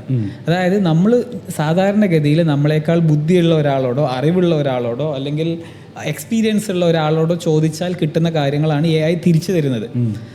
അപ്പോൾ ഇത് എല്ലാവർക്കും ആവശ്യമുണ്ട്. ഇപ്പോൾ എനിക്ക് എൻ്റെ ലൈഫിൽ പല കാര്യങ്ങളിലും എനിക്കൊരു മെൻറ്ററുടെ അസിസ്റ്റൻസ് വേണ്ടി വരും. ഇപ്പോൾ സാമ്പത്തികമായിട്ട് കാര്യം വരുമ്പോൾ ഞാൻ ഈ ഇൻവെസ്റ്റ്മെൻറ്റ് ചെയ്യണോ, അല്ലെങ്കിൽ ഞാനിപ്പോൾ ഇങ്ങനെ ഒരു പ്രതിസന്ധിയിലാണ് നിൽക്കുന്നത്, എൻ്റെ ആൾട്ടർനേറ്റീവ്സ് എന്താണ്? ഇതൊരു കോമൺ മാൻ പ്രോബ്ലം അല്ലേ? അപ്പം ഇത് AIയോട് ചോദിക്കാം. ഓക്കെ, AIയുടെ ഉത്തരം പലപ്പോഴും തെറ്റായിരിക്കും. എൻ്റെ റീസൺ എന്താ? AIക്ക് നമ്മളെക്കുറിച്ച് വ്യക്തമായിട്ട് ധാരണയില്ല. അപ്പോൾ AIക്ക് എന്ത് വേണം? നമ്മൾ കോണ്ടെക്സ്റ്റ് കൊടുക്കണം. അവിടെയാണ് ഈ പ്രോംപ്റ്റ് എഞ്ചിനീയറിംഗ് എന്നൊക്കെ പറയുന്ന ആശയം വർക്ക് ചെയ്യുന്നത്. എന്താ വെച്ചാൽ AIക്ക് നമ്മളെക്കുറിച്ച് ഒന്നും അറിയില്ല. അപ്പോൾ നമുക്ക് നല്ല ഉത്തരങ്ങൾ തരാൻ AIക്ക് കഴിയണമെന്നുണ്ടെങ്കിൽ നമ്മുടെ ചോദ്യം അത്രയും നന്നാവണം. ഇപ്പം നമ്മളൊരു കൺസൾട്ടൻ്റ് അടുത്ത് പോയാലും ഒരു സൈക്കോളജിസ്റ്റിൻ്റെ അടുത്തൊക്കെ പോയാൽ നമ്മൾ ചെന്ന ഉടനെ സൈക്കോളജിസ്റ്റ് സംസാരിക്കുകയല്ല ചെയ്യുക. സൈക്കോളജിസ്റ്റ് കുറേ കാര്യങ്ങൾ നമ്മളോട് ചോദിച്ചറിയും. അപ്പോൾ AI അങ്ങനെ ചോദിച്ചറിയാനൊന്നും പോണില്ല. അപ്പോൾ നമ്മൾ എന്ത് ചെയ്യണം? AIക്ക് പരമാവധി അങ്ങോട്ട് പറഞ്ഞു കൊടുക്കണം. ഞാൻ ഇന്ന ആളാണ്, ഇന്ന സ്ഥലത്ത് ജീവിക്കുന്നു, എൻ്റെ വരുമാനം ഇതാണ്, എൻ്റെ നിലവിലെ പ്രശ്നങ്ങൾ ഇതാണ്, ഞാൻ ഇന്ന പ്രശ്നത്തിലേക്ക് ഇങ്ങനെയാണ് എത്തിയത്, അപ്പോൾ എൻ്റെ ഡിസിഷൻ മേക്കിങ്ങിൽ എന്തെങ്കിലും പ്രശ്നം ഉണ്ടായിട്ടുണ്ടാവാം, ഇനി ഇന്ന മേഖലകളിലേക്കാണ് എനിക്ക് പോവേണ്ടത്, എനിക്ക് ഈ ബാധ്യതകൾ ഇത്ര ടൈം ഫ്രെയിമിൽ തീർക്കണം. ആൾക്കാർ ചോദിക്കുന്നുണ്ടല്ലോ, ChatGPT how to become a rich man, rich എന്ന് പറഞ്ഞിട്ട് അങ്ങനത്തെ കോമഡി റീൽസ് കണ്ടിട്ടില്ലേ? അവിടെ ഈ കോണ്ടെക്സ്റ്റിൻ്റെ പ്രോബ്ലം ഉണ്ട്. കോണ്ടെക്സ്റ്റ് എന്ന് പറഞ്ഞാൽ എല്ലാ ഉത്തരങ്ങളും കോണ്ടെക്സ്ച്വലിയാണ്. ഇപ്പോൾ എല്ലാത്തിനും ഒരു കോണ്ടെക്സ്റ്റ് ഉണ്ട്. അതായത് വെച്ചാൽ അതല്ലാതെ അത് എക്സിസ്റ്റ് ചെയ്യുന്നില്ല. അപ്പം നമ്മൾ എന്ത് കാര്യം പറയുമ്പോഴും അതിൻ്റെ സന്ദർഭം, സാഹചര്യം, അല്ലെങ്കിൽ എന്തിനു വേണ്ടിയിട്ട് ഇപ്പോൾ ഒരു നല്ല ഉത്തരം എന്ന് ഗണിക്കുന്നത് പോലും അത് ആ കോണ്ടെക്സ്റ്റിൽ ഉപയോഗിക്കാൻ പറ്റുമോ എന്നുള്ളതിനെ ഡിപ്പെൻഡ് ചെയ്തിട്ടാണ്. അല്ലാതെ എന്താ പറയുക വെറുതെ ഒരു ശൂന്യതയിലൊരു നല്ല ഉത്തരങ്ങൾ ഉണ്ടാകുന്നില്ലല്ലോ. അപ്പോൾ എൻ്റെ കോണ്ടെക്സ്റ്റ് ആവില്ല നിങ്ങളുടെ കോണ്ടെക്സ്റ്റ്. അപ്പോൾ ഈ കോണ്ടെക്സ്റ്റ് ഡിഫറെൻ്റ് അല്ലേ? ഈ കോണ്ടെക്സ്റ്റ് AI-യെ എഡ്യൂക്കേറ്റ് ചെയ്യാൻ അറിയുക എന്നുള്ളത് വളരെ ഇമ്പോർട്ടൻ്റ് ആണ്. അപ്പോൾ ഒരു സാധാരണക്കാരനും ഇത് പഠിക്കുന്നതിൽ ക്ലിയർ ഇൻസെൻറ്റീവ്സ് ഉണ്ട്. സോ ദാറ്റ് അയാൾക്ക് അയാളുടെ ദൈനംദിന ജീവിതത്തിലെ എല്ലാ കാര്യങ്ങളും AI-യോട് കമ്മ്യൂണിക്കേറ്റ് ചെയ്യാം. കൂടുതൽ കമ്മ്യൂണിക്കേറ്റ് ചെയ്യുന്നതിനനുസരിച്ച് AI-ക്ക് നമ്മളെ കൂടുതൽ മനസ്സിലാക്കാൻ കഴിയും. മനസ്സിലാക്കുന്നതിനെ കൊണ്ട് നമുക്ക് ബെറ്റർ ഒപ്പീനിയൻസ് കിട്ടും. ഇൻ്റലിജൻ്റ് ടൂളാണ്. ഇൻ്റലിജൻസ് നമ്മളെ എബിലിറ്റിയാണ്. അപ്പോൾ നമുക്ക് നന്നായിട്ട് എക്സ്പ്രസ് ചെയ്യാൻ പറ്റിയാൽ നമുക്ക് കൂടുതൽ വർക്ക് ചെയ്യാൻ പറ്റും. ഇപ്പോൾ ഒരു കോമൺ മാന് ബിസിനസ്, ചെറിയൊരു ബിസിനസ് ചെയ്യുന്ന ആളാണ് ചിന്തിക്കുക, ഓക്കെ എൻ്റെ ബിസിനസ്സിനെ എങ്ങനെ കൊമേഴ്സിൽ ഡെവലപ്പ് ചെയ്യാം. പണ്ടാണെങ്കിൽ നമ്മൾ അതിൻ്റെ എക്സ്പേർട്സിനെ തപ്പിപ്പോവും. ഇപ്പം ഈ സമയത്ത് നമ്മൾ നമ്മളുടെ വെർട്ടിക്കലും കാര്യങ്ങളും വൃത്തിയായിട്ട് ഡിസ്ക്രൈബ് ചെയ്യാൻ നമുക്ക് കഴിയുമെങ്കിൽ, വൃത്തിയായിട്ട് ഞാൻ അഗെയിൻ പറയുന്നത്, അതായത് ചുമ്മാ how to make this business online എന്നുള്ള ആ ചോദ്യമല്ല ഞാൻ പറയുന്നത്. അത്രയും കോണ്ടെക്സ്റ്റ് ഡ്രിവൺ ആയിട്ട് ആദ്യം എന്ത് ചെയ്യാം, നമ്മളെ പ്രൊഡക്റ്റിൻ്റെ മാർക്കറ്റ് അനാലിസിസ് ചെയ്യിപ്പിക്കാം. ഗ്ലോബലി ഇതെങ്ങനെയൊക്കെയാണ് വിൽക്കുന്നതെന്ന് ചെയ്യിപ്പിക്കാം. നമ്മളെ കോമ്പറ്റീറ്റേഴ്സ് ആരാന്ന് ചെയ്യിപ്പിക്കാം. ഇതിൻ്റെ പ്രൈസ് പോയിന്റ് എന്താണെന്നുള്ളത് ചെക്ക് ചെയ്യിപ്പിക്കാം. ഇതൊക്കെ പഠിച്ചു കഴിഞ്ഞാൽ ആമസോൺ അല്ലെങ്കിൽ നമ്മൾ എവിടെയാണോ അത് ലിസ്റ്റ് ചെയ്യുന്നത്, ആ ലിസ്റ്റിങ്ങിൻ്റെ പ്രൊസീജിയറുകൾ ഇതൊക്കെ നമ്മളൊരു AI ടൂളും നമ്മൾ മാത്രം ഉണ്ടെങ്കിൽ ചെയ്യാം. പണ്ട് ഇതിനൊക്കെ മറ്റു മനുഷ്യന്മാർ വേണമായിരുന്നു. അപ്പോൾ ഇന്ന് മറ്റു മനുഷ്യന്മാരെ തേടി പോകുന്നതിന് നമുക്കുണ്ടായിരുന്ന കോസ്റ്റ് കട്ടായി, ടൈം കട്ടായി. അപ്പോൾ ഇതൊരു ലിബറേഷൻ ടൂളല്ലേ, ഇതൊക്കെ നമുക്ക് കട്ടായി. അപ്പോൾ ഇതൊരു സാധാരണക്കാരനെ പോലെ ഇങ്ങനെ ഉപയോഗിക്കാം. അപ്പോഴാണ് നമ്മൾ ഇതിൻ്റെ ഒരു റിയൽ ഇമ്പാക്റ്റ് പൊട്ടൻഷ്യൽ ചിന്തിക്കുക. ഇത് ഇത്തരത്തിൽ നമ്മൾ ചിന്തിച്ചു കഴിഞ്ഞാൽ എല്ലാ ഏരിയയിലും ഇതുപോലെയുള്ള മാറ്റങ്ങൾ ക്രിയേറ്റ് ചെയ്തൂടെ. പ്രോപ്പർലി എല്ലാവർക്കും ഇത് ഉപയോഗിക്കാനും മനസ്സിലാക്കാനും തുടങ്ങിയാൽ ആളുകളുടെ എഫിഷ്യൻസി ഒരുപാട് കൂടും. ആ റൂം ഫോർ ഇംപ്രൂവ്മെൻ്റ് ആണ് നമ്മൾ ഈ പ്രോഗ്രാം പോലും ഡിസൈൻ ചെയ്തതിൻ്റെ പിറകിലുള്ള ഒരു റീസൺ. ഓക്കെ, ഇപ്പോൾ സാർ പറഞ്ഞില്ല, അതായത് നമ്മൾ എത്ര ഡീറ്റെയിലിംഗ് ആയിട്ട് ഇവിടുത്തെ ഒരു ഇൻപുട്ട് കൊടുക്കുന്ന അത്ര ക്ലാരിറ്റിയോടെ നമുക്ക് ChatGPT കാര്യങ്ങൾ പറഞ്ഞു തരുമെന്ന്. നമുക്ക് ആക്ച്വലി മലയാളികൾക്ക് സ്പെഷ്യലി നമ്മൾ യൂസ് ചെയ്യുന്ന ChatGPT നമുക്ക് കറക്റ്റായിട്ട് ഉപയോഗിക്കാൻ നമുക്ക് അറിയോ, അല്ലാതെ എങ്ങനെയാണ് അത് പഠിക്കേണ്ടത്, നമ്മൾ ആ പ്രോംപ്റ്റ് ഉണ്ടാക്കി കൊടുക്കാനൊക്കെ? ആക്ച്വലി നമ്മുടെ പ്രോഗ്രാമിൽ കവർ ചെയ്യുന്നത് ഒരു 10 ലൈവ് സെഷൻസിലൂടെ ഹൗ ടു യൂസ് എഫക്റ്റീവ്ലി എന്നുള്ളത് തന്നെയാണ് നമ്മുടെ ഗോള്. ചെറിയ രജിസ്ട്രേഷൻ ഫീ വാങ്ങിയിട്ടാണെങ്കിലും നമ്മളത് ചെയ്യുന്നതിൻ്റെ ഒരു ഉദ്ദേശം ഇതാണ്. അതായത് ആളുകൾക്ക് ഇതെങ്ങനെ കൈകാര്യം ചെയ്യണം എന്നുള്ള ഒരു ധാരണ ഉണ്ടാക്കുക. എക്ക് ഒരുപാട് ലിമിറ്റേഷൻ ഉണ്ട്. പല ആൾക്കാരും ചെയ്യുക എന്താണെന്ന് വെച്ചാൽ സ്ട്രൈറ്റ് ഫോർവേഡ് ചോദ്യം ചോദിക്കും. ഇപ്പോൾ ഇന്ന് നടക്കാൻ പോകുന്ന വേൾഡ് കപ്പ് മാച്ചസ് ഏതൊക്കെയാണ് എന്നൊക്കെ ചോദിച്ചാൽ AI-ക്ക് അത് പറയാനുള്ള എബിലിറ്റി വെരി ലിമിറ്റഡ് ആണ്. റീസൺ എന്താണെന്ന് വെച്ചാൽ AI പാറ്റേൺ പ്രിഡിക്റ്ററാണ്, അല്ലാതെ ഫാക്ട് ചെക്കർ അല്ല. അപ്പോൾ പല ആൾക്കാർ ഫാക്റ്റിന് വേണ്ടിയിട്ട് ചോദിക്കും. ഇപ്പോൾ ഗാന്ധിജിയുടെ അച്ഛൻ്റെ പേരെന്താണെന്നോ, അല്ലെങ്കിൽ ട്രെയിനിങ് ഡാറ്റയിൽ വേറെയും ഗാന്ധി ഉണ്ടെന്നുണ്ടെങ്കിൽ ചിലപ്പോൾ ഇത് തെറ്റുത്തരം തരാം, അല്ലെങ്കിൽ അങ്ങനെ ഒരുപാട് തെറ്റുത്തരം തരുന്നുണ്ട്. ഇപ്പോൾ ഗദ്ദാഫി എന്നുള്ള ഒരു പേര് ചിലപ്പോൾ വേറെ ആരുമായിട്ട് റിലേറ്റ് ചെയ്തിട്ടാണ് AI-ക്ക് അറിയാമെന്നുണ്ടെങ്കിൽ നിങ്ങളെക്കുറിച്ച് ചിലപ്പോൾ തരുന്ന ആൻസറേ ഡിഫറെൻ്റ് ആയിരിക്കും. ഈ മാറി വരുന്നുണ്ട് കേട്ടോ, ഇതിൻ്റെയൊക്കെ സാഹചര്യം മാറി വരുന്നുണ്ട്. അത് ഇനിയും ഇമ്പ്രൂവ് ആകുകയും ചെയ്യും. അതായത് AI-യുടെ ഏറ്റവും വേഴ്സ്റ്റ് ഫേസ് ഏതാണെന്ന് ചോദിച്ചാൽ അത് ഇപ്പോഴാണ്. ഇവിടെ നിന്ന് അങ്ങോട്ട് ഇത് ഇമ്പ്രൂവ് ആകുക മാത്രമേ ഉള്ളൂ. കഴിഞ്ഞ കൊല്ലം വേഴ്സ്റ്റ് ആയിരുന്നു, അതിനേക്കാൾ ബെറ്ററാണ് ഇപ്പോൾ വേഴ്സ്റ്റാണ്. എപ്പോഴും അടുത്ത കൊല്ലത്തേക്കാൾ കമ്പയർ ചെയ്യുമ്പോൾ ഇപ്പോൾ വേഴ്സ്റ്റാണ്. അങ്ങനെ AI ഒരുപാട് ഇനിയും ഇമ്പ്രൂവ് ചെയ്യും. അപ്പം ഇത് ആൾക്കാർക്ക് ഇതിൻ്റെ സാധ്യതകളെ മനസ്സിലാക്കിയിട്ട് കൈകാര്യം ചെയ്യാം. AI-ക്ക് ഒരുപാട് ലിമിറ്റേഷൻ ഉണ്ട്. അല്ലാതെ AI ആണ് അടുത്ത പടച്ചോന്നല്ല നമ്മൾ പറയുന്നത്. AI-ക്ക് ഒരുപാട് ലിമിറ്റേഷൻ ഉണ്ട്. ഇത് മനസ്സിലാക്കുക എന്നുള്ളത് ഇമ്പോർട്ടൻ്റ് ആണ്. എന്താണ് ഇതിൻ്റെ ലിമിറ്റേഷൻസ്, എന്താണ് ഇതിൻ്റെ സാധ്യതകളെ മാക്സിമൈസ് ചെയ്യുക, ലിമിറ്റേഷൻ കാരണം നമുക്കുണ്ടാകുന്ന ബുദ്ധിമുട്ടുകളെയും മിനിമൈസ് ചെയ്യുക. അതാണ് ബേസിക്കലി ഈ പ്രോംപ്റ്റ് എഞ്ചിനീയറിംഗ് പോലെയുള്ള ആശയങ്ങൾ പറയുന്നത്. അപ്പോൾ നമ്മൾ ഈ പ്രോഗ്രാമിൽ ശരിക്കും ചെയ്യാൻ ഉദ്ദേശിക്കുന്നത് അതാണ്. എന്ന് വെച്ചാൽ ഇപ്പോൾ കുട്ടികളാണെന്നുണ്ടെങ്കിൽ കുട്ടികൾക്ക് AI-യുടെ സാധ്യതകൾ കൈകാര്യം ചെയ്യാം. സത്യം പറഞ്ഞാൽ കുട്ടികൾ നന്നായിട്ട് AI ഉപയോഗിക്കുന്നുണ്ട്. ഇപ്പോൾ സ്കൂളിലൊക്കെ പഠിക്കുന്ന ഒരു കുട്ടിയാണെന്നുണ്ടെങ്കിൽ ചിലപ്പോൾ ആ കുട്ടി ടീച്ചർ കൊടുത്ത വർക്കോ മറ്റു കാര്യങ്ങളോ ഒക്കെ ചെയ്യാൻ AI ഉപയോഗിക്കുന്നുണ്ടാവാം. അത് മോശം വശമാണോ എന്ന് ചോദിച്ചു കഴിഞ്ഞാൽ എന്നോട് അങ്ങനെ ആൾക്കാർ കമൻറ്റ് ചെയ്യലുണ്ട്, ലൈക്ക് അത് ഒരു ബാഡ് തിങ് ആണോ എന്നുള്ളത് പറയാറുണ്ട്. പക്ഷെ നമ്മൾ അതിനെ കുറച്ചും കൂടി ഡീപ്പായിട്ട് എക്സാമിൻ ചെയ്ത് കഴിഞ്ഞാൽ ഓക്കെ, കുട്ടി മുന്നേയും കോപ്പി അടിച്ചിട്ടുണ്ട്. അതായത് മുന്നേ എൻസൈക്ലോപീഡിയയിൽ നിന്ന് കോപ്പി അടിക്കും, അല്ലെങ്കിൽ സീനിയറിൻ്റെ നോട്ടിൽ നിന്ന് കോപ്പി അടിക്കും, അല്ലെങ്കിൽ ഗൂഗിളിൽ നിന്ന് കോപ്പി അടിക്കും. അതിനിപ്പോൾ കുറച്ചും കൂടെ ഈസി ആയിട്ട് ചെയ്യാനൊരു ടൂള് വന്നു എന്നുള്ള ഡിഫറൻസേ ഉള്ളൂ. പ്രശ്നം പ്ലാജിയാരിസമാണ്. ഇത് മുന്നേ ഉണ്ട്, അത് പുതിയതല്ല. ആക്ച്വൽ പ്രശ്നം ആ ടെസ്റ്റിംഗ് മെക്കാനിസമാണ്. എന്താണ് ടെസ്റ്റ് ചെയ്യപ്പെടുന്നത്? ടെസ്റ്റ് ചെയ്യപ്പെടുന്നത് കുട്ടിയുടെ മെമ്മറിയാണോ? പരീക്ഷയ്ക്ക് നമ്മൾ അങ്ങനെയാണല്ലോ, മെമ്മറി ടെസ്റ്റാണ്. ഓക്കെ, മെമ്മറി ആണോ? അങ്ങനെയാണെങ്കിൽ അത് ഫെയിലിയർ ആയി. കാരണം മനുഷ്യനേക്കാൾ ഓർത്ത് വെക്കാൻ എഐക്ക് കഴിയും. അപ്പോൾ അതല്ല ടെസ്റ്റ് ചെയ്യേണ്ടി. അതല്ല എന്നുണ്ടെങ്കിൽ ഒരു കാര്യം പകർത്തി എഴുതാനുള്ള എബിലിറ്റി ആണോ? മേ ബി അതും ചിലപ്പോൾ നമ്മളെക്കാൾ നന്നായിട്ട് എഐക്ക് കഴിയും. പക്ഷെ അതല്ല മനുഷ്യൻ്റെ സ്കില്ല്. മനുഷ്യൻ്റെ സ്കില്ല് തിങ്കിങ് ആണെന്നുണ്ടെങ്കിൽ അതിനെ ഓഗ്മെൻറ്റ് ചെയ്യാണ്. അപ്പം നമ്മളിപ്പോൾ ഉള്ള പണിയും കൂടി എഐക്ക് കൊടുത്തിട്ട് പിന്നെ വെറുതെ ഇരിക്കാമെന്ന് ചിന്തിക്കുന്ന ആളാണെങ്കിൽ അതെല്ലാ ടെക്നോളജി വന്നപ്പോഴും ഉണ്ട്. അത് ജസ്റ്റ് എഐ വന്നപ്പോൾ മാത്രമല്ല, ഇതിന് മുൻപുള്ള ടെക്നോളജികൾ വന്നപ്പോഴും മനുഷ്യന്മാർ ലേസി ആയിട്ടുണ്ട്. ഏറ്റവും ബെസ്റ്റ് ലേസിനെസ്സിൻ്റെ ടൂള് സോഷ്യൽ മീഡിയകളാണ്.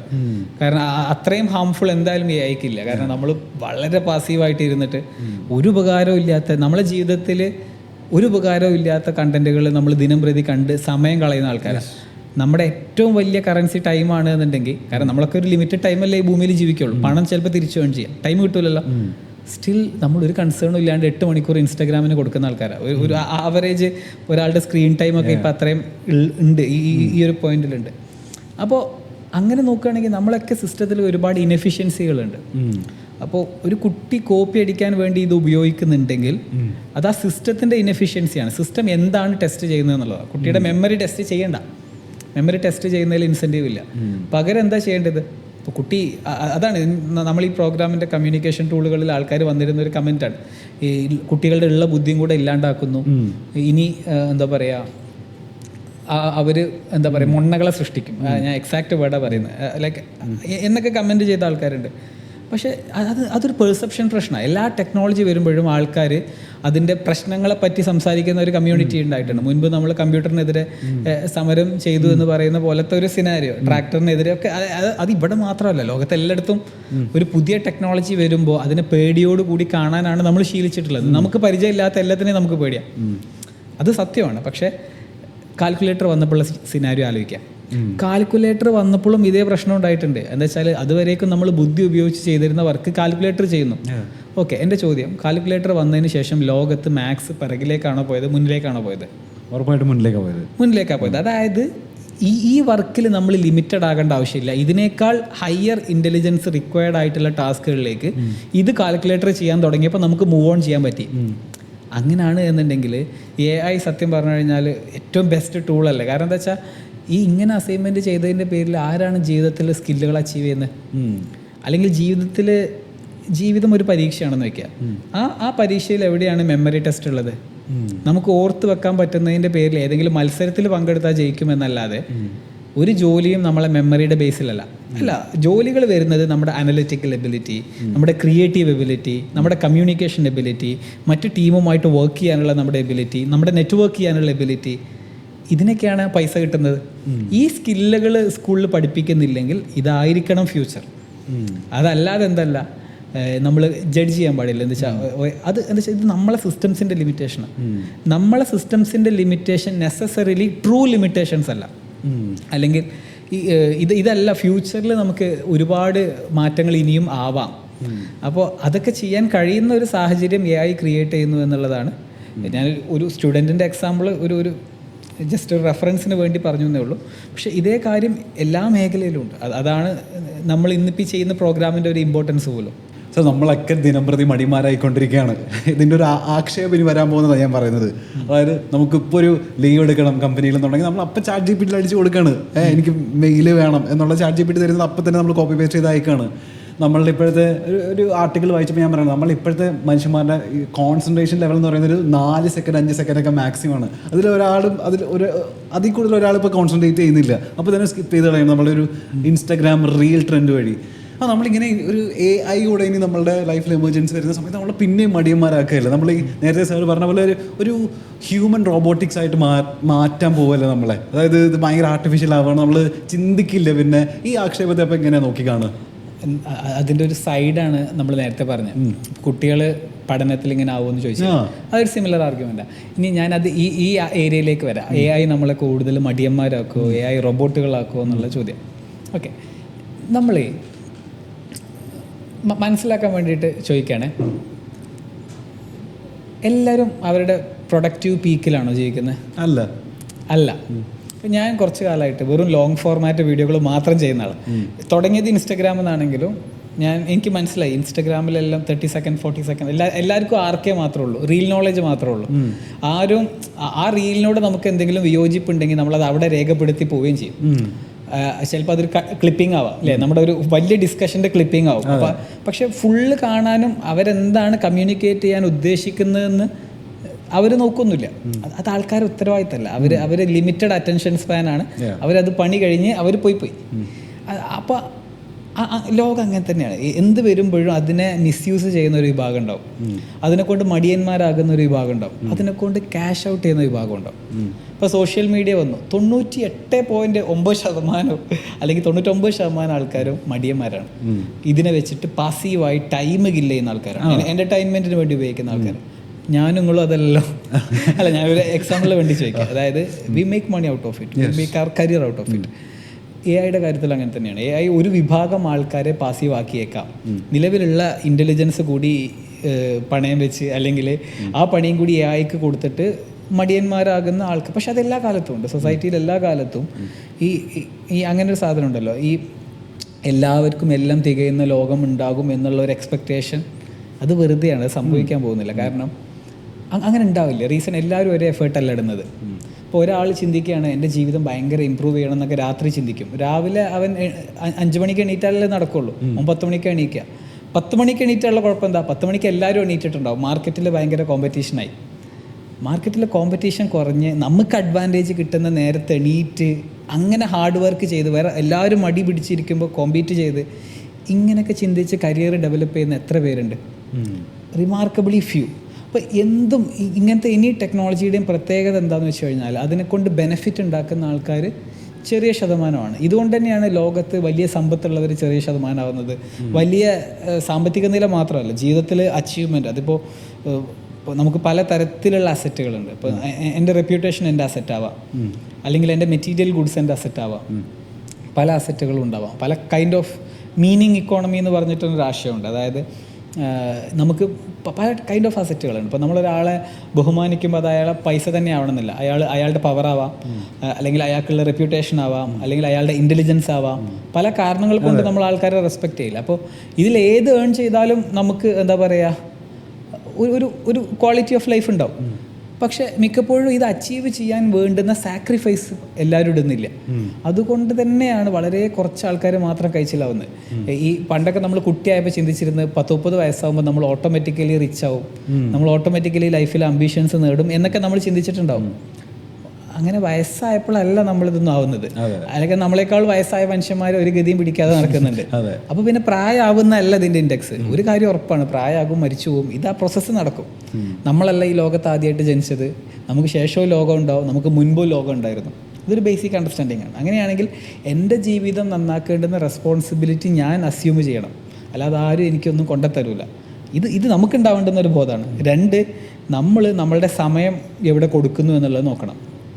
നമ്മൾ ഇപ്പോൾ ചെയ്യുന്ന വർക്കും കൂടെ AIക്ക് കൊടുത്ത് വെറുതെ ഇരിക്കാൻ തീരുമാനിച്ചാൽ ഡെഫിനറ്റ്ലി ആ ചങ്ങാതിക്ക് നമ്മൾ ലേസിയാണ്, നമുക്ക് ലേസിനെസ് ഉണ്ട്, നമ്മൾ ഇനിയും അതിലേക്ക് തന്നെ പോകും. അവനൊരു നോർമൽ ലൈഫ് ജീവിക്കും. അല്ലെങ്കിൽ ചിലപ്പോൾ ഇനി അങ്ങനെ ഒരു കാര്യത്തെക്കുറിച്ച് പറയുന്നുണ്ട്. ഇപ്പോൾ ഇത്രയും കാലം നമ്മൾ ഭക്ഷണത്തിന് വേണ്ടി പണിയെടുക്കേണ്ടെന്ന ഉത്തരവാദിത്തം ഉണ്ടായിരുന്നു. ഇനി ചിലപ്പോൾ അതും കൂടി ഉണ്ടാവില്ല.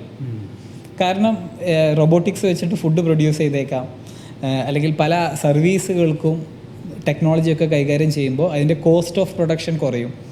കോസ്റ്റ് ഓഫ് പ്രൊഡക്ഷൻ കുറഞ്ഞു കഴിഞ്ഞാൽ ചിലപ്പോൾ ആൾക്കാർക്ക് ജോലി ഇല്ലെങ്കിൽ പോലും ഭക്ഷണത്തിന് മുട്ടുണ്ടാവില്ല. അങ്ങനെയാണെങ്കിൽ വളരെ ലേസി ആയിട്ടുള്ള ജനങ്ങൾ ഉണ്ടായേക്കാം. ഇങ്ങനെ കുറേ ആർഗ്യുമെൻറ്റുകളുണ്ട്. അതായത് ഇതിൻ്റെ ഒരു ഹോൾ ബിഗ് ഡാർക്ക് സിനാരിയോ അപ്പുറത്തുണ്ട്. ഞാൻ അതിനെക്കുറിച്ചല്ല പറയുന്നത്.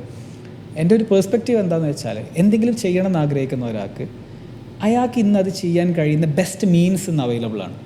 ഇപ്പോൾ എനിക്ക് അത്ര ബുദ്ധിയൊന്നുമില്ല, ഇന്ന് ഇൻ്റലിജൻസിൻ്റെ ഡെമോക്രറ്റൈസേഷൻ സംഭവിച്ചുകൊണ്ടിരിക്കുക. അപ്പോൾ പ്രിൻറ്റിംഗ് പ്രസ്സൊക്കെ വന്ന പോലെ. അപ്പോൾ ഈ പ്രിൻറ്റിംഗ് പ്രസ് വന്നിട്ട് 100-500 കൊല്ലമായി. നമ്മൾ ഗുട്ടൻബർഗിൻ്റെ ഒക്കെ കഥ കേട്ടിട്ടുണ്ടാവല്ലോ. ഈ ചങ്ങാതി വരുന്നതിന് മുൻപ് നോളേജ് എല്ലാവർക്കും അവൈലബിൾ അല്ല. നോളേജ് സമൂഹത്തിൽ വളരെ ചെറിയ ശതമാനത്തിൽ ലിമിറ്റഡാണ്. രാജാവിൻ്റെ കുടുംബക്കാർക്ക്, അല്ലെങ്കിൽ പ്രീസ്റ്റ് ക്ലാസ്സിന്, അല്ലെങ്കിൽ ചർച്ചിന് എന്നൊക്കെ പറഞ്ഞിട്ടുള്ള ഒരു ലിമിറ്റഡ് ക്ലാസ്സിന്, എലീറ്റ്സിന് മാത്രം അവൈലബിൾ ആയിരുന്ന എഡ്യൂക്കേഷൻ പ്രിൻറ്റിംഗ് പ്രസ് വന്നപ്പോൾ ഡെമോക്രറ്റൈസ്ഡ് ആയി. അതിനുശേഷമാണ് സയൻറ്റിഫിക് റെവല്യൂഷൻ ഉണ്ടാവുന്നത്, എൻലൈറ്റ്മെൻറ്റ് ഉണ്ടാവുന്നത്, യൂറോപ്പിലെ മറ്റേ സംഭവങ്ങളൊക്കെ ഉണ്ടാവുന്നത്. ലോകത്തിൻ്റെ പല ഭാഗത്തിലേക്കും മൈഗ്രേഷൻസ് കൂടിയത് കൊളോണിയലിസമൊക്കെ അതിൻ്റെ ബാക്കി പത്രങ്ങളാണ്. Like why it happen during last centuries എന്ന് ചോദിച്ചു കഴിഞ്ഞാൽ നമുക്ക് ഇതൊക്കെ കൂട്ടി വായിക്കാം. പിന്നീട് കാലങ്ങൾ കഴിയുമ്പോൾ നമ്മൾ അങ്ങനെയാണല്ലോ ഡോട്ട്സ് കണക്ട് ചെയ്യാം. ഡോട്ട്സ് കണക്ട് ചെയ്യുമ്പോൾ നമ്മൾ ഹിസ്റ്ററിയിലേക്ക് നോക്കുമ്പോൾ നമ്മൾ ഇതിനൊക്കെ ചേർത്ത് വായിക്കും. അന്ന് ജീവിച്ച ആൾക്കാർക്ക് ഇതിൻ്റെ ബന്ധമൊന്നും ചിലപ്പോൾ അറിയണ്ടാവില്ല. പക്ഷേ ഇന്ന് AI ഒരു വലിയ ആക്സിലറൻ്റ് ആണ്. കാരണം AI ഇൻ്റലിജൻസിനെ ഡെമോക്രറ്റൈസ് ചെയ്യുന്നുണ്ട്. ഇപ്പോൾ പണ്ടൊരു കാലത്ത് വലിയ വലിയ വിദേശ സർവകലാശാലകളിൽ പോയാൽ മാത്രം ലഭിക്കാവുന്ന അറിവ് പോലും ഇന്ന് ഏതൊരു കോമൺ മാനും ഇൻ്റർനെറ്റും സ്മാർട്ട് ഫോണും ഉണ്ടെങ്കിൽ ഇന്ന് അവൈലബിൾ ആണ്. കുഴപ്പം അപ്പോൾ അവന് ഇൻ്റലിജൻസ് ഇല്ലാത്തതല്ല, അവൻ ഇതിനെ ഉപയോഗിക്കുന്നുണ്ടോ എന്നുള്ളതാണ്. അതാണ് ഞാൻ പറഞ്ഞത്, ഉപയോഗിക്കുന്നത് ഓരോ വ്യക്തിയുടെയും കയ്യിലാണ്. അവിടെ മനുഷ്യൻ്റെ എല്ലാവിധ ത്വരകളും മനുഷ്യൻ്റെ എല്ലാവിധ ലിമിറ്റേഷൻസ് അവിടെ അപ്ലിക്കബിൾ ആവും. എന്തൊക്കെയാണോ മനുഷ്യൻ്റെ ബലഹീനതകൾ, നമ്മൾ പോസിറ്റീവ്സിനെ AI മെച്ചപ്പെടുത്തുന്ന പോലെ തന്നെയും ബലഹീനതകളെയും എന്താ പറയുക മാക്സിമൈസ് ചെയ്യുന്നുണ്ട്. ഡെഫിനറ്റ്ലി ചിലപ്പോൾ ഒരു കമ്മ്യൂണിറ്റി അങ്ങനെ ചെയ്തേക്കാം. പക്ഷേ ഗുണപരമായിട്ട് ഉപയോഗിക്കണം എന്ന് കരുതുന്ന ആൾക്കാർക്ക് ദിസ് ഈസ് ഗോൾഡൻ ഏജ്. കാരണം എന്താ വെച്ചാൽ നമ്മുടെ മുന്നത്തെ ഒരുപാട് ലിമിറ്റേഷൻസിനെ കട്ട് ചെയ്യാൻ പറ്റും എന്നുള്ള ഒരു അഡ്വാൻറ്റേജ് ഉണ്ട്. ഓക്കെ, ഇതിപ്പോൾ ഇപ്പം നമ്മൾ നേരത്തെ ഒരു ചെറിയ പയ്യന് വേണമെങ്കിൽ എന്ത് ചെയ്യണം എന്നുള്ളത് പറഞ്ഞില്ലേ. ഇപ്പം ഇമ്മാനുവൽ സിനിമയിൽ അതിലെ നായകൻ ഇങ്ങനെ പുതിയൊരു റെവല്യൂഷൻ വരുന്ന സമയത്ത് ഔട്ട്ഡേറ്റഡ് ആയി പോകാതിരിക്കാൻ വേണ്ടിയിട്ട് ഇങ്ങനെ പരിശ്രമിച്ചുകൊണ്ടിരിക്കുക, എപ്പോഴും ഇങ്ങനെ അപ്ഡേറ്റഡ് ആയിട്ടിരിക്കാൻ വേണ്ടിയിട്ട്. ഇപ്പോൾ ഞാനും ഇപ്പോൾ കണ്ടുകൊണ്ടിരിക്കുന്ന ആൾക്കാരൊക്കെ ചിലപ്പോൾ AI വരുന്ന സമയത്ത് ഔട്ട്ഡേറ്റഡ് ആയി പോകുമോ എന്നുള്ളൊരു പേടി ഉണ്ടായിരിക്കും എല്ലാവർക്കും. നമ്മളൊരു മിഡിൽ ഏജ് ഒരു 40s കിടക്കുന്ന 45 ഏജ് ഉള്ള ഒരാൾ ഈ AI വരുന്ന സമയത്ത് ഈ പറഞ്ഞാൽ അവനും പിടിച്ചു നിൽക്കണമല്ലോ ഇവിടെ. അവനും ജോലിയിൽ നിന്ന് തിരസ്കരിക്കാൻ പാടില്ല, അവനും അവിടെ ജോലി ഉണ്ടായിരിക്കണം, അവനും പുതിയ പിള്ളേരെ പോലെ തന്നെ പഠിച്ചിറങ്ങിയ പിള്ളേരെ അയാളും അപ്ഡേറ്റഡ് ആയിട്ടിരിക്കണം AIൻ്റെ കാര്യത്തിൽ. ആ ജനറേഷൻ, അതായത് ഈ മിഡ് ഏജിലുള്ള ആൾക്കാർ ഇതുമായിട്ട് കോപ്പപ്പ് ചെയ്യാൻ വേണ്ടിയിട്ട് എങ്ങനെയൊക്കെ അപ്ഡേറ്റഡ് ആയിട്ടിരിക്കണം, അത് എന്തൊക്കെയാണ് ഇവർ ചെയ്യേണ്ടത്? എനിക്ക് എൻ്റെ ഒരു ലേറ്റ് റിയലൈസേഷൻ പറയാം. ഞാൻ ആദ്യം വിചാരിച്ചിരുന്നത് കുറച്ച് നമുക്കും റിയലൈസേഷൻസ് ഉണ്ടാവുമല്ലോ. അതായത് നമുക്ക് അഭിപ്രായം ഇരുമ്പൊലൊക്കെ അല്ല എന്ന് പറഞ്ഞ പോലെ മുന്നത്തെ അഭിപ്രായങ്ങളിൽ നമ്മൾ കാലങ്ങളിൽ പുതിയ ഇൻഫർമേഷൻസ് ഉണ്ടാകുമ്പോൾ നമ്മൾ അപ്ഡേറ്റ് ചെയ്യുമല്ലോ. അപ്പം അങ്ങനെ ഞാൻ അപ്ഡേറ്റ് ചെയ്തൊരു ഒപ്പീനിയൻ പറയാം. പണ്ട് ഞാൻ വിചാരിച്ചിരുന്നത് യങ് ഏജിലുള്ള ആൾക്കാർക്ക് വലിയ അഡ്വാൻറ്റേജ് ഉണ്ട്. ബിക്കോസ് അവർ ഫ്രഷാണ്, അവർക്ക് ബയാസുകളില്ല, അവർക്ക് കാര്യങ്ങൾ പെട്ടെന്ന് അഡോപ്റ്റ് ചെയ്യാൻ പറ്റും. പിന്നെ അവർക്ക് ബാഗേജും ഇല്ല. ഇപ്പോൾ മറ്റേ സങ്ക് കോസ്റ്റ് ഫാലസി എന്ന് പറഞ്ഞൊരു സാധനമുണ്ട്. നമ്മൾ ഇത്ര കാലം ഇതിൽ ഇൻവെസ്റ്റഡ് ആണ്, എന്നാൽ പിന്നെ ആ വഴിക്ക് തന്നെ പോവാം. അതായത് നമ്മളിതിൽ ടു മച്ച് ഇൻവെസ്റ്റഡ് ആണ്, ആ ഇൻവെസ്റ്റഡ് ആയ കാരണം കൊണ്ട് നമ്മൾ ആ വഴിക്ക് തന്നെ ഇനിയും പോവുക. അങ്ങനെ ഉണ്ടല്ലോ, ചില റോങ് ഡിസിഷൻസ് ഉണ്ടാവും, തുടങ്ങി കുടുങ്ങി എന്നുള്ള പ്രശ്നം ഉണ്ടാവും. അതുകൊണ്ട് നമ്മൾ എന്ത് ചെയ്യില്ല, അതൊന്നും തിരിച്ചു പോരില്ല. എല്ലാത്തിലും അതെ, റിലേഷൻഷിപ്പിൽ അതെ, ഇനി പുതിയതൊന്ന് തുടങ്ങാനുള്ള റിസ്ക് ആലോചിച്ചിട്ട് ആൾക്കാർ പഴയതിൽ തന്നെ കണ്ടിന്യൂ ചെയ്യും. ബിസിനസ് ആണെങ്കിലും അതെ, നഷ്ടത്തിലാണ്, പക്ഷേ ഓൾറെഡി 10 കോടി ഇതിൽ ഇൻവെസ്റ്റ് ചെയ്തു, വേണ്ട 10 ലക്ഷം ഇൻവെസ്റ്റ് ചെയ്തു, ഇതിൻ്റെ 2 കൊല്ലം കഴിഞ്ഞു അല്ലെങ്കിൽ 5 കൊല്ലം കഴിഞ്ഞു, ഒക്കെ ഇതിൽ നിന്ന് തന്നെ കഴിച്ചിലാവണം. സ്റ്റോക്ക് മാർക്കറ്റിൽ ട്രേഡ് ചെയ്തിരുന്ന ഒരു കാലത്ത് ഇതേ പ്രശ്നം ഉണ്ടായിരുന്നു. ഏതെങ്കിലും സ്റ്റോക്കിൽ നല്ല നഷ്ടം വരും, പിന്നെ അതുമ്പോൾ തന്നെ തിരിച്ചു പിടിക്കണം എന്ന് കരുതിയിട്ട് നമ്മൾ അതുമ്പോൾ തന്നെ പിന്നെയും കൊണ്ടുപോകും, പിന്നെയും പൈസ കളയും. ഇതാണ് സാധാരണ ഉണ്ടാവുക. അതായത് ഈ സങ്ക് കോസ്റ്റ് കാരണം നമ്മുടെ ഒരു ബയാസ് ഉണ്ടാവുന്ന. അപ്പോൾ ഇത് കാരണം ഇതിപ്പോൾ ഞാൻ പറയാൻ കാരണം എന്താ വെച്ചാൽ ഈ ബാഗേജുകൾ ഇല്ലാത്ത ഒരു ജനറേഷനാണ് യങ് ഏജ് എന്നുള്ള ഒരു ചിന്തയുണ്ടായിരുന്നു. പക്ഷേ എനിക്ക് ഇപ്പോഴത്തെ റിയലൈസേഷൻ ഞാൻ പറയുന്നത്, AI ശരിക്കും ആർക്കാണ് ലെവറേജ് കൊടുക്കുന്നത്, AI ആർക്കാണ് സൂപ്പർ പവർ കൊടുക്കുന്നതെന്ന് ചോദിച്ചു കഴിഞ്ഞാൽ അത് കുറച്ചും കൂടെ സീനിയർ ആയിട്ടുള്ള ആൾക്കാർക്കാണ്. കാരണം സീനിയർ ആയിട്ടുള്ള ആൾക്കാർക്ക് കുറേ ബാഗേജ് ഉണ്ട്. ഇപ്പോൾ ഫാമിലി ഉണ്ടാവും, അവരെ ഡിപ്പെൻഡഡ് ആയിട്ടുള്ള ഒരുപാട് സിസ്റ്റംസ് ഉണ്ടാവും. അപ്പോൾ അവർക്ക് ഒരു പുതിയ സ്റ്റെപ്പ് എടുക്കാൻ പേടിയാണ്. റീസൺ എന്താണെന്ന് വെച്ചാൽ നമ്മൾ എന്തെങ്കിലും ബോൾഡ് ആയിട്ടുള്ളൊരു ഡിസിഷൻ എടുത്താൽ, കംഫർട്ട് സോണിൻ്റെ പുറത്തേക്ക് പോയാൽ, എന്നെ ഡിപ്പെൻഡ് ചെയ്തിട്ടുള്ള ഫാമിലി മുതൽ എന്നെ ലൈക്ക് അങ്ങനെ കുറേ കാര്യങ്ങളുണ്ടല്ലോ. കാരണം നമ്മളൊരു 40s കടക്കുമ്പോൾ ഡെഫിനറ്റ്ലി നമ്മൾ ഡിപ്പെൻഡ് ചെയ്തിട്ട് ഒരുപാട് സിസ്റ്റംസ് ഉണ്ടാവും. അപ്പോൾ നമ്മൾ എടുക്കുന്ന ഡിസിഷൻസിൻ്റെ കോസ്റ്റ് ബിഗറാണ്. ആ ബിഗറായ കാരണം നമ്മൾ എന്ത് ഡിസിഷൻ എടുക്കുമ്പോഴും പേടിക്കും. പക്ഷെ ഞാൻ നേരത്തെ പറഞ്ഞ കാര്യമാണ്, ശരിക്കും ഇന്ന് റിയൽ അഡ്വാൻറ്റേജ് കിടക്കുന്നത് 40s ഉള്ള ആൾക്കാർക്കാണ്. കാരണം അവർക്ക് ആ ഇൻഡസ്ട്രീനെ കുറിച്ച് നല്ല നോഹ ഉണ്ട്. നോഹ ഉള്ള ആൾക്കാരുടെ കാര്യം കേട്ടോ. അവർക്ക് ആ ഇൻഡസ്ട്രിയെ കുറിച്ച് നല്ല നോഹ ഉണ്ട്. അവർക്ക് ജസ്റ്റ് ഒരു പുതിയ ടൂളും കൂടെ വൃത്തിയായിട്ട് ഉപയോഗിക്കാൻ അറിഞ്ഞു കഴിഞ്ഞാൽ ദേ already have the industry experience. അപ്പോൾ അവർ AI ഉപയോഗിക്കുമ്പോൾ അവരെ ഇൻഡസ്ട്രി എക്സ്പീരിയൻസ് ഒക്കെ ഉപയോഗിക്കുക. അപ്പോൾ എനിക്കറിയുന്ന ഒരു സൈക്കോളജിസ്റ്റ് ഉണ്ട്, like he's in early 40s. ചങ്ങാതി പലതരത്തിലുള്ള AI ടൂളുകൾ ബിൽഡ് ചെയ്യുന്ന കാണുന്നു. അപ്പോൾ ഞാൻ ശരിക്കും അത് അത്ഭുതപ്പെട്ടിട്ടുണ്ട്. റീസൺ എന്താണെന്ന് വെച്ചാൽ മൂപ്പർക്കൊന്നും അറിയണ്ടായിരുന്നില്ല. സ്റ്റാർട്ട് ചെയ്യുന്ന സമയത്ത് മൂപ്പർക്ക് ഒരുപാട് അപ്രഹെൻഷൻസ് ഉണ്ടായിരുന്നു, ചെയ്യണോ വേണ്ടയോ അല്ലെങ്കിൽ ഇത് ചെയ്തിട്ട് വല്ല കാര്യമുണ്ടോ. ബട്ട് എനിവേ ഹീ സ്റ്റാർട്ടഡ് പുള്ളിയുടെ നമ്മളോടൊക്കെ അഭിപ്രായങ്ങൾ എടുക്കുമായിരുന്നു. പക്ഷേ പുള്ളിയുടെ ഇൻഡസ്ട്രിയിൽ അങ്ങനെ ഗൈഡ് ചെയ്യാൻ മാത്രമുള്ള നോഹോ നമുക്കില്ല. പക്ഷെ അവിടെയാണ് പ്രത്യേകത, പുള്ളിയുടെ ഇൻഡസ്ട്രിയിൽ നല്ല നോഹോ ഉണ്ട്. പുള്ളിക്ക് AI-യുടെ സാധ്യതകൾ മാത്രമേ അറിയാത്തുണ്ടായിരുന്നുള്ളൂ. അപ്പോൾ പുള്ളിയുടെ ഇൻഡസ്ട്രി എക്സ്പീരിയൻസും ഈ നോഹവും കൂടെ മിക്സ് ചെയ്ത സമയത്ത് പുള്ളിയുടെ ഒരു ആവറേജ് പുള്ളിയുടെ ഇൻഡസ്ട്രിയിലുള്ള ആരെക്കാളും ബെറ്റർ സൈക്കോളജിസ്റ്റായി, ബെറ്റർ ടൂൾസ് അറിയുന്ന ആളായി. മൂപ്പർക്ക് ഇപ്പോൾ എന്താ വെച്ചാൽ എന്താ പറയുക, മൂപ്പരേക്കാൾ ഒരുപാട് എക്സ്പീരിയൻസ്ഡ് ആയിട്ടുള്ള സൈക്കോളജിസ്റ്റ് കൊടുക്കുന്നതിനേക്കാൾ ക്വാളിറ്റിയുള്ള കൺസൾട്ടേഷൻ ഇപ്പോൾ കൊടുക്കാൻ പറ്റും. മോസ്റ്റ് പ്രോബബ്ലി പണ്ട് മൂപ്പര് വാങ്ങുന്നതിൻ്റെ ഒരു 5x എങ്കിലും മൂപ്പർക്ക് ഇപ്പോൾ ബില്ല് ചെയ്യാനും പറ്റുന്നുണ്ടോ. അപ്പോൾ അത് മൂപ്പരുടെ ലൈഫിനെ ബെറ്റർ ആക്കിയില്ലേ, മൂപ്പരുടെ പ്രൊഫഷണൽ ലൈഫിനെ ബെറ്റർ ആക്കിയില്ലേ. അപ്പോൾ ഈ സ്കോപ്പ് ശരിക്കും പറഞ്ഞു കഴിഞ്ഞാൽ ഇൻഡസ്ട്രി എക്സ്പീരിയൻസ് ഉള്ള വെറ്ററൻസിനാണ് ഇന്ന് ശരിക്കുള്ളത്. കാരണം അവരുടെ എക്സ്പീരിയൻസ് ആണ് അവരുടെ അഡ്വാൻറ്റേജ്. എല്ലാ എക്സ്പീരിയൻസുകളും അഡ്വാൻറ്റേജ് ആവണമെന്നില്ല. അപ്പോൾ റെപ്പറ്റേറ്റീവ് ടാസ്ക് ചെയ്യുന്ന ആൾക്കാരെ സംബന്ധിച്ചിടത്തോളം ആ വർക്കിന് ചിലപ്പോൾ, അല്ലെങ്കിൽ റുട്ടീനായിട്ട് ചെയ്യുന്ന ടാസ്കുകൾ അതിന് ചിലപ്പോൾ ഈ അഡ്വാൻറ്റേജ് ഉണ്ടാവണമെന്നില്ല. അപ്പോൾ നമ്മൾ നമ്മളെ മനുഷ്യനാക്കുന്ന സ്കില്ലുകളിലേക്ക് കൂടുതൽ ഫോക്കസ് ചെയ്യുക എന്നുള്ളതാണ് ഞാൻ സജസ്റ്റ് ചെയ്യുക. അപ്പോൾ AI-ക്ക് നമ്മൾ കൊടുത്ത ടാസ്കിനെ വെച്ചിട്ട് വർക്ക് ചെയ്യാൻ അറിയുള്ളൂ. AI-ക്ക് റിയൽ വേൾഡ് നോളജ് ഒന്നുമില്ല. AI ടെക്സ്റ്റ് ബേസ്ഡ് ഡാറ്റയിലെ പാറ്റേണുകൾ മനസ്സിലാക്കിയിട്ട് ഇതാകാം നിങ്ങളെ ആവശ്യം എന്ന് പ്രെഡിക്റ്റ് ചെയ്യുന്ന ഒരു സാധനം മാത്രമാണ്. അതിൻ്റെ അപ്പുറത്തേക്കൊന്നും ചിന്തിക്കേണ്ട. പക്ഷേ അത് നല്ല വൃത്തിയായി ചെയ്യുന്ന കൊണ്ട് നമ്മളത് we feel that it's having brain അല്ലെങ്കിൽ കോൺഷ്യസ് ആണെന്നൊക്കെ നമുക്ക് ഫീൽ ചെയ്യുന്നതാണ്. അതല്ല യാഥാർത്ഥ്യം. AI-ക്ക് അങ്ങനെ ഇമോഷനും ഇല്ല, AI-ക്ക് കോൺഷ്യസ്നെസ്സും ഇല്ല, ഒന്നുമില്ലല്ലോ. ഓക്കെ, അപ്പോൾ ഇവിടെ വരുന്നത് നമ്മൾ ആസ് എ ഹ്യൂമൻ ബീയിങ്, നമ്മുടെ ക്രിയേറ്റീവ് തിങ്കിങ്, നമ്മുടെ എബിലിറ്റി ടു കമ്മ്യൂണിക്കേറ്റ് വെൽ, നമ്മുടെ ഇൻഡസ്ട്രി നോളേജ്, ഞാൻ നേരത്തെ പറഞ്ഞ ടേസ്റ്റ് എന്ന് പറഞ്ഞ സാധനമല്ലേ, ഒരു സാധനം നല്ലതാണ് എന്ന് പറയണമെന്നുണ്ടെങ്കിൽ പോലും അതിനെക്കുറിച്ചൊരു ധാരണ ഉണ്ടാവണം. അതില്ലാത്ത ഒരാൾക്ക് എന്താണ് നല്ലത് എന്നുള്ളതിനെ ഡിഫൈൻ ചെയ്യാൻ കഴിയില്ല.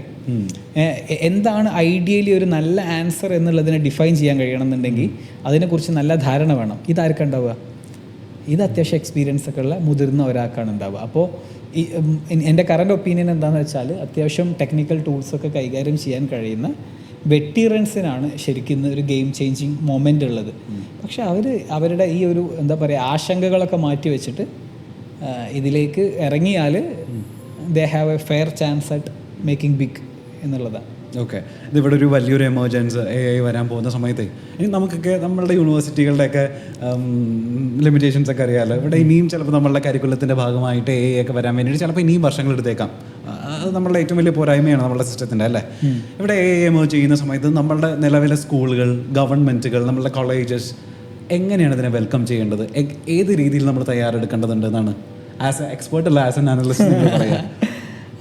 നേരത്തെ പറഞ്ഞ പോയിന്റ്, പക്ഷേ എന്താണ് സ്കൂളുകളിൽ സംഭവിക്കുന്നതെന്ന് നോക്കാം. ഇപ്പോൾ എല്ലാ സ്കൂളിലായാലും യൂണിവേഴ്സിറ്റിയിലായാലും ജനറലി AI ഉപയോഗിക്കാൻ പാടില്ല. നമ്മൾ അങ്ങനെയല്ലേ ചെയ്യുക, ആദ്യം ബാൻ ചെയ്യും. അതായത് നമ്മളെ ഫസ്റ്റ് റെസ്പോൺസ് എനിത്തിങ് എന്താ വെച്ചാൽ നമ്മൾ ഇന്ന് ചെയ്യുന്ന സിസ്റ്റംസിനെ ഇത് ബാധിക്കുമെന്ന് കണ്ടു കഴിഞ്ഞാൽ നമ്മൾ വി ബാൻ ഇറ്റ്. പക്ഷേ AI അങ്ങനെ ബാനിങ്ങിൻ്റെ ഒക്കെ മുകളിലാണ്, അല്ലെങ്കിൽ അതിൻ്റെ സാധ്യതകൾ അതിന് മുകളിലാണ്. അപ്പോൾ നമ്മൾ ഇന്ന് ചെയ്യുന്ന വർക്ക് ഫ്ലോസ് മാറണം. ഇപ്പോൾ കുട്ടിയെ ടെസ്റ്റ് ചെയ്യുന്ന രീതി മാറണം. ഇപ്പോഴും നമ്മൾ ഇപ്പോൾ ഇനി ഇത് അടുത്ത മാസം റിസൾട്ട് വരും. നമ്മൾ കുട്ടികളെ എന്തിൻ്റെ പേരിൽ അളക്കുക? A+കളുടെ എണ്ണത്തിൻ്റെ പേരിലാണ് അളക്കുക. എന്നാൽ ഓക്കെ, A+ കിട്ടിയ എല്ലാ കുട്ടികളും ജീവിതത്തിൽ വിജയിച്ച ആൾക്കാരാണോ എന്ന് ചോദിച്ചാൽ ആവണം എന്നില്ല. A+ കിട്ടിയ എല്ലാ കുട്ടികൾക്കും ജീവിതത്തെ നല്ല വ്യക്തതയോടുകൂടി നിരീക്ഷിക്കാൻ കഴിയുന്ന ആൾക്കാരാണോ? അല്ല. അപ്പോൾ പിന്നെ ഇതിൻ്റെ മാനദണ്ഡം എന്താണെന്ന് ചോദിച്ചു കഴിഞ്ഞാൽ മെമ്മറൈസേഷനാണ്. മെമ്മറൈസേഷനിൽ ഇനിയൊരു കോമ്പറ്റീഷൻ വേണ്ട, മനുഷ്യന് തോറ്റുകഴിഞ്ഞു. നമുക്ക് AI-യോട് കോമ്പീറ്റ് ചെയ്ത് നിൽക്കാൻ കഴിയില്ല, മെമ്മറി ബേസ്ഡ് കാര്യങ്ങൾ. അപ്പോൾ പിന്നെ എങ്ങനെയാണ് ഒരു മെമ്മറി ബേസ്ഡ് ടെസ്റ്റ് ഒരു കുട്ടിയുടെ ഇൻ്റലിജൻസിൻ്റെ മാനദണ്ഡമായിട്ട് നമ്മൾ കണക്കാക്കുക എന്നുള്ളതാണ് ചോദ്യം. അല്ലെങ്കിൽ A+കളുടെ എണ്ണം എങ്ങനെയാണ് ഒരു കുട്ടിയുടെ ഇൻ്റലിജൻസ് ആയിട്ട് മാറുക? അല്ല. അപ്പോൾ ഡെഫിനറ്റ്ലി നമ്മൾ വാട്ട് ട്രൂലി മാറ്റേഴ്സ് എന്നുള്ളതിലേക്ക് ഫോക്കസ് ചെയ്യേണ്ടി വരും. വാട്ട് ട്രൂലി മാറ്റേഴ്സ് എന്നുള്ളത് മെമ്മറി അല്ല. അവിടെയാണ് ഞാൻ പറഞ്ഞത് ഒരു മനുഷ്യനെ മനുഷ്യനാക്കുന്ന പ്രത്യേകതകളിലേക്ക് കൂടുതൽ ഫോക്കസ് ചെയ്യേണ്ടി വരും. അത് മെമ്മറി അല്ല എന്നാണ് ഞാൻ എപ്പോഴും പറയാം. അത് ഈ പറഞ്ഞ പോലെ നമുക്ക് കൊളാബറേറ്റ് ചെയ്യാനുള്ള എബിലിറ്റിയാണ്. നമ്മളിപ്പോൾ ഇന്ന് ഈ ഒരു പൊസിഷൻ വരെ എത്തിയത് ഏതെങ്കിലും ഒരു വ്യക്തിയുടെ കഴിവുകൊണ്ടല്ല. കുറേ വ്യക്തികൾ കോപ്പറേറ്റ് ചെയ്യുന്നു, അവർ അറിവ് നേടുന്നു, അവരറിവ് പങ്കുവെക്കുന്നു, അത് അടുത്ത തലമുറയിലേക്ക് കിട്ടുന്നു, അവരതിൻ്റെ മേലെ വർക്ക് ചെയ്യുന്നു. നമ്മൾ ആൾക്കാർ സംഘം ചേർന്ന് ബിൽഡിങ്ങുകൾ ഉണ്ടാക്കി, റോഡ് ഉണ്ടാക്കി, പാലുണ്ടാക്കി, അങ്ങനെ ഉണ്ടാക്കിയെടുത്തതാണ് ഈ നാഗരികതയൊക്കെ, അല്ലേ? അങ്ങനെയാണെങ്കിൽ അതിനൊക്കെ വേണ്ടുന്ന സ്കില്ല് ഈ പരീക്ഷയിൽ കാണാപ്പാഠം പഠിക്കാനുള്ളതായിരുന്നോ? ആണോ ചോദ്യം? അല്ല. നമുക്ക് വേണ്ടത് എന്താണ്? കോപ്പറേറ്റ് ചെയ്യാൻ കഴിയണം, കൊളാബറേറ്റ് ചെയ്യാൻ കഴിയണം, തിങ്ക് ചെയ്യാൻ കഴിയണം, എന്താണ് വേണ്ടത് എന്നുള്ളത് വിഷൻസ് ഡെവലപ്പ് ചെയ്യാൻ കഴിയണം. അങ്ങനത്തെ ഒരു മാറ്റം നമ്മുടെ എഡ്യൂക്കേഷൻ സിസ്റ്റത്തിൽ വരണം. 1.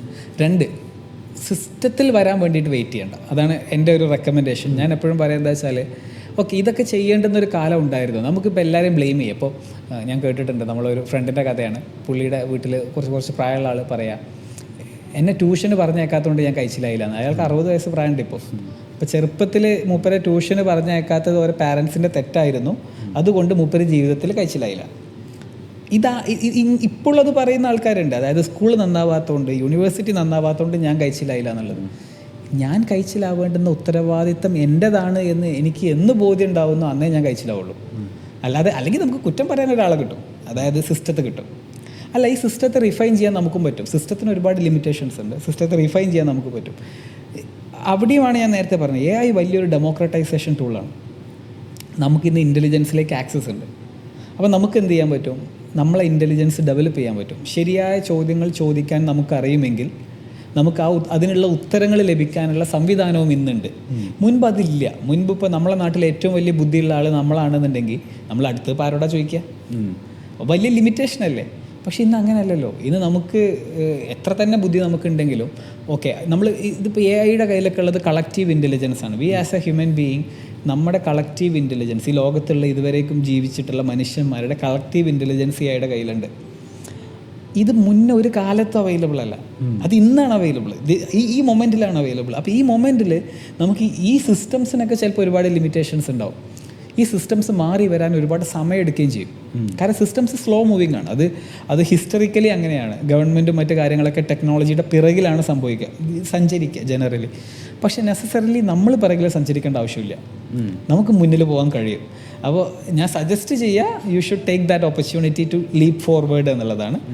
മറ്റൊരു കാര്യം, we are trying to build systems. ഒന്നിപ്പോൾ നമ്മൾ ഈ 1 million AI സൂപ്പർ സ്റ്റാർസ് ശരിക്കും ഇങ്ങനെ ആൾക്കാരെ, സൊസൈറ്റിയെ ലീപ്പ് ഫ്രോഗ് ചെയ്യിക്കണം എന്ന് ആഗ്രഹിച്ച് നമ്മൾ ചെയ്യുന്നൊരു പ്രോഗ്രാമാണ്. അത് നമ്മുടെ ഒരു ഓർഗനൈസ്ഡ് എഫേർട്ടാണ്.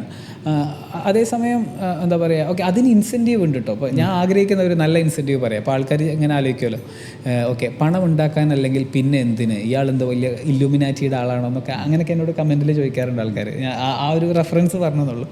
പക്ഷേ ഞാൻ നേരത്തെ പറഞ്ഞ കാര്യം, നമുക്ക് പല ടൈപ്പിലുള്ള അസറ്റുകളാവാം. ഞാൻ ആഗ്രഹിക്കുന്ന ഒരു അസറ്റാണ് നേരത്തെ പറഞ്ഞ സാധനം.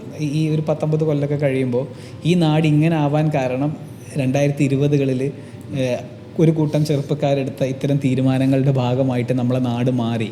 ഇപ്പം അങ്ങനെ പറയലില്ലേ, ഇപ്പോൾ സിംഗപ്പൂർ എങ്ങനെയായി, 80s സിംഗപ്പൂരിൽ ഇന്ന സംഭവങ്ങൾ നടന്നു. ചൈന ഇങ്ങനെയായി, 1978 ലിബറലൈസേഷൻ കൊണ്ടുവന്ന് മറ്റേ ഡങ് റിഫോംസ് അങ്ങനെ എന്തൊരു സംഭവമുണ്ട്.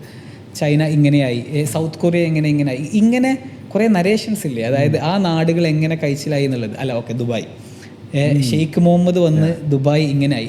അതായത് ഒരു ജനറേഷൻ്റെ അകത്ത് ദുബായ്ക്കുണ്ടായ കുറേ മാറ്റങ്ങളുണ്ട്. ഓക്കെ, നമ്മളെ നാടിൻ്റെ ഷെയ്ഖ് മുഹമ്മദ് നമുക്കാവാം, ആ റോള് നമുക്ക് എടുക്കാം. ആ സ്പേസ് വേക്കൻ്റ് ആണ്. ആരും അത് എടുക്കണ്ടെന്ന് പറഞ്ഞിട്ടില്ല. എടുക്കുന്നവരെടുക്കട്ടെ, കഴിയുന്നവരെടുക്കട്ടെ. ഗിവൺ ദാറ്റ് അതിന് വേണ്ടുന്ന സിസ്റ്റംസും കൂടെ ബിൽഡ് ചെയ്യണം. അപ്പോൾ ആ സിസ്റ്റംസാണ് നമ്മളിപ്പോൾ ഈ പറഞ്ഞ കാര്യങ്ങളെന്ന് പറഞ്ഞു കഴിഞ്ഞാൽ. അതെന്ന് വെച്ചാൽ AI അല്ലെങ്കിൽ ഇന്ന് ടെക്നോളജി ശരിക്കും നമുക്ക് ഓരോരുത്തർക്കും നമ്മുടെ ഫ്യൂച്ചറിൻ്റെ ഫെയ്റ്റ് നിയന്ത്രിക്കാൻ കഴിയുന്ന ഒരു സാധ്യത ഓപ്പൺ അപ്പ് ചെയ്യുന്നുണ്ട്. It's our role to take it. എന്നിട്ട് നമ്മൾ നമ്മുടെ ഫ്യൂച്ചർ തിരുത്തി എഴുതുക എന്നുള്ളതാണ്. ഇപ്പോൾ സിസ്റ്റംസ്, നമ്മളെയൊക്കെ റെഗുലേറ്റ് ചെയ്യുന്ന സിസ്റ്റംസ് കുറച്ച് പിറകിലായിരിക്കും. പക്ഷെ അവിടെ പോലും ഞാൻ പ്രതീക്ഷിക്കുന്നത് ഒരു ഓർഗനൈസ്ഡ് എഫേർട്ട് ഉണ്ടെങ്കിൽ വലിയ മാറ്റം ഉണ്ടാവും.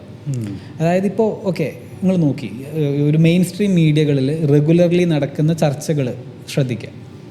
അത് റിയൽ ലൈഫുമായിട്ട് ബന്ധമുണ്ടാവാനുള്ള ചാൻസ് വളരെ കുറവാണ്. പക്ഷെ അത് മീഡിയകളുടെ പ്രശ്നമല്ല. ഞാൻ പറയുന്നത് അത് കാണുന്നവരുടെ പ്രശ്നമാണ്. കാരണം കാണുന്നവർക്ക് ഇതൊക്കെ കൊടുത്താൽ മതിയെന്ന് മീഡിയക്ക് അറിയാം. കാണുന്നവർ നല്ല ഇൻ്റലിജൻ്റ് ആയിട്ടുള്ള കമ്മ്യൂണിറ്റിയാണ്. അവർ നല്ല തിരഞ്ഞെടുപ്പ് നടത്തും.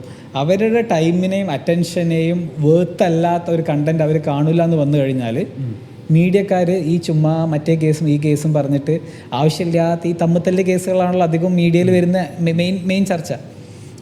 അത് 3.5 കോടി മലയാളികളുടെയും പ്രശ്നം പോലെ അവതരിപ്പിക്കുന്നത് സത്യം പറഞ്ഞാൽ ഒരു 10 ആൾ തേച്ചില്ലാത്ത കേസായിരിക്കും. പക്ഷെ അത് നമ്മളെ കമ്മ്യൂണിറ്റിയെ ലേബൽ ചെയ്യാൻ ഉപയോഗിക്കും. വി ആസ് എ കമ്മ്യൂണിറ്റി അതിനെ ലേബൽ ചെയ്യാൻ അത് ഉപയോഗിക്കും. അതാണ് പ്രൈം ടൈം. ഒരു ഇപ്പോൾ ടി വിയിലൊക്കെ 9 മണി ചർച്ച എന്ന് പറഞ്ഞാൽ അന്തിച്ചർച്ച, ഒരു ഭയങ്കര അറ്റൻഷൻ കിട്ടുന്നൊരു സാധനമാണ് അത്. അവിടെ മാത്രമല്ല, അതെടുത്തിട്ട് എന്താ പറയുക, ക്ലിപ്പിങ്സ് സോഷ്യൽ മീഡിയയിലും ചിലവാകും. എത്രമാത്രം അറ്റൻഷനാണ് ഒരു വിഷയത്തിലേക്ക്, ഒട്ടും റെലവൻ്റ് അല്ലാത്ത വിഷയത്തിലേക്ക് നമ്മൾ ആസ് എ കമ്മ്യൂണിറ്റി കൊടുക്കുന്നതെന്ന് ആലോചിക്കുക. നല്ല തിരഞ്ഞെടുപ്പ് എടുക്കാൻ കഴിയുന്ന കുറച്ച് മനുഷ്യന്മാർ, അല്ലെങ്കിൽ ഒരു റിമാർക്കബിളി നല്ല കമ്മ്യൂണിറ്റി ഉണ്ടായിക്കഴിഞ്ഞാൽ, ഈ തിരഞ്ഞെടുപ്പുകൾ നന്നാവാൻ തുടങ്ങിയാൽ ഓട്ടോമാറ്റിക്കലി ബെറ്റർ ഫ്യൂച്ചർ നമുക്ക് ഉണ്ടാക്കപ്പെടും. അപ്പോൾ മീഡിയയിൽ ഡിസ്കഷൻ അങ്ങനെ നന്നാവും. അത് മീഡിയക്കാരുടെ പ്രശ്നമല്ല. മീഡിയക്കാർ പൈസ എവിടെ കിട്ടുന്നത് അതിലാണ് ഫോക്കസ് ചെയ്യുന്നത്. ഐ മീൻ നമ്മളതല്ലേ ചെയ്യുക. നോക്ക്, ആൾക്കാർ ഇതാണ് കണ്ടിരിക്കുക, എന്നാൽ ഞാൻ അതുണ്ടാക്കാം. അതല്ലാതെ ഞാൻ വലിയ ആശയം പറഞ്ഞ് ആൾക്കാർ കാണുന്നില്ലെങ്കിൽ കാര്യമൊന്നുമില്ലല്ലോ.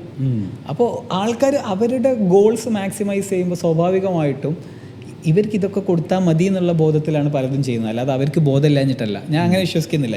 ഈ കണ്ടന്റ് ഉണ്ടാക്കുന്നവരോ ഈ മീഡിയ റൺ ചെയ്യുന്നവരോ ഒന്നും ബുദ്ധിയില്ലാത്തവന്മാരൊന്നല്ല. നല്ല ബുദ്ധിയുണ്ട് അവർക്ക്. ഒരു ബുദ്ധി അഡീഷണൽ ഉണ്ട്. എന്ത്?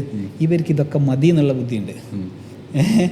ഓക്കെ, അതിൻ്റെ അപ്പുറത്തേക്ക് പോകണോ എന്നുള്ളത് ചോദിച്ചു കഴിഞ്ഞാൽ അതിന് ഫിനാൻഷ്യൽ ഇൻസെൻറ്റീവ്സ് കുറവായിരിക്കും.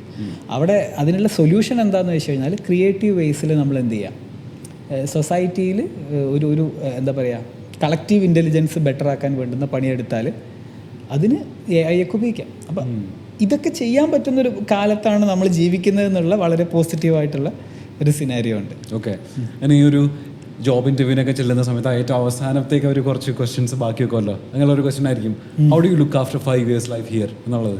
5 വർഷങ്ങൾക്ക് ശേഷം നിങ്ങളുടെ ലൈഫിനെ നിങ്ങൾ എങ്ങനെ നോക്കി കാണുന്നു? എൻ്റെ പേഴ്സണൽ ലൈഫാണോ അതോ പേഴ്സണലി ബോത്ത് പ്രൊഫഷണലി എങ്ങനെയാണ് നോക്കി കാണുന്നത്? ഓക്കെ, ഞാൻ ഇങ്ങനെയൊക്കെ പോയാൽ മതി എന്നുള്ള അഭിപ്രായം എനിക്കില്ല. ഇതിനേക്കാളൊക്കെ നന്നാക്കണം എന്നാണ് ആഗ്രഹം. അതായത് ഇപ്പോൾ ഡെഫിനറ്റ്ലി എൻ്റെ പാസ്റ്റുമായിട്ട് കമ്പയർ ചെയ്യുന്ന സമയത്ത് വെൽ പൊസിഷൻഡ് ആയിരിക്കാം.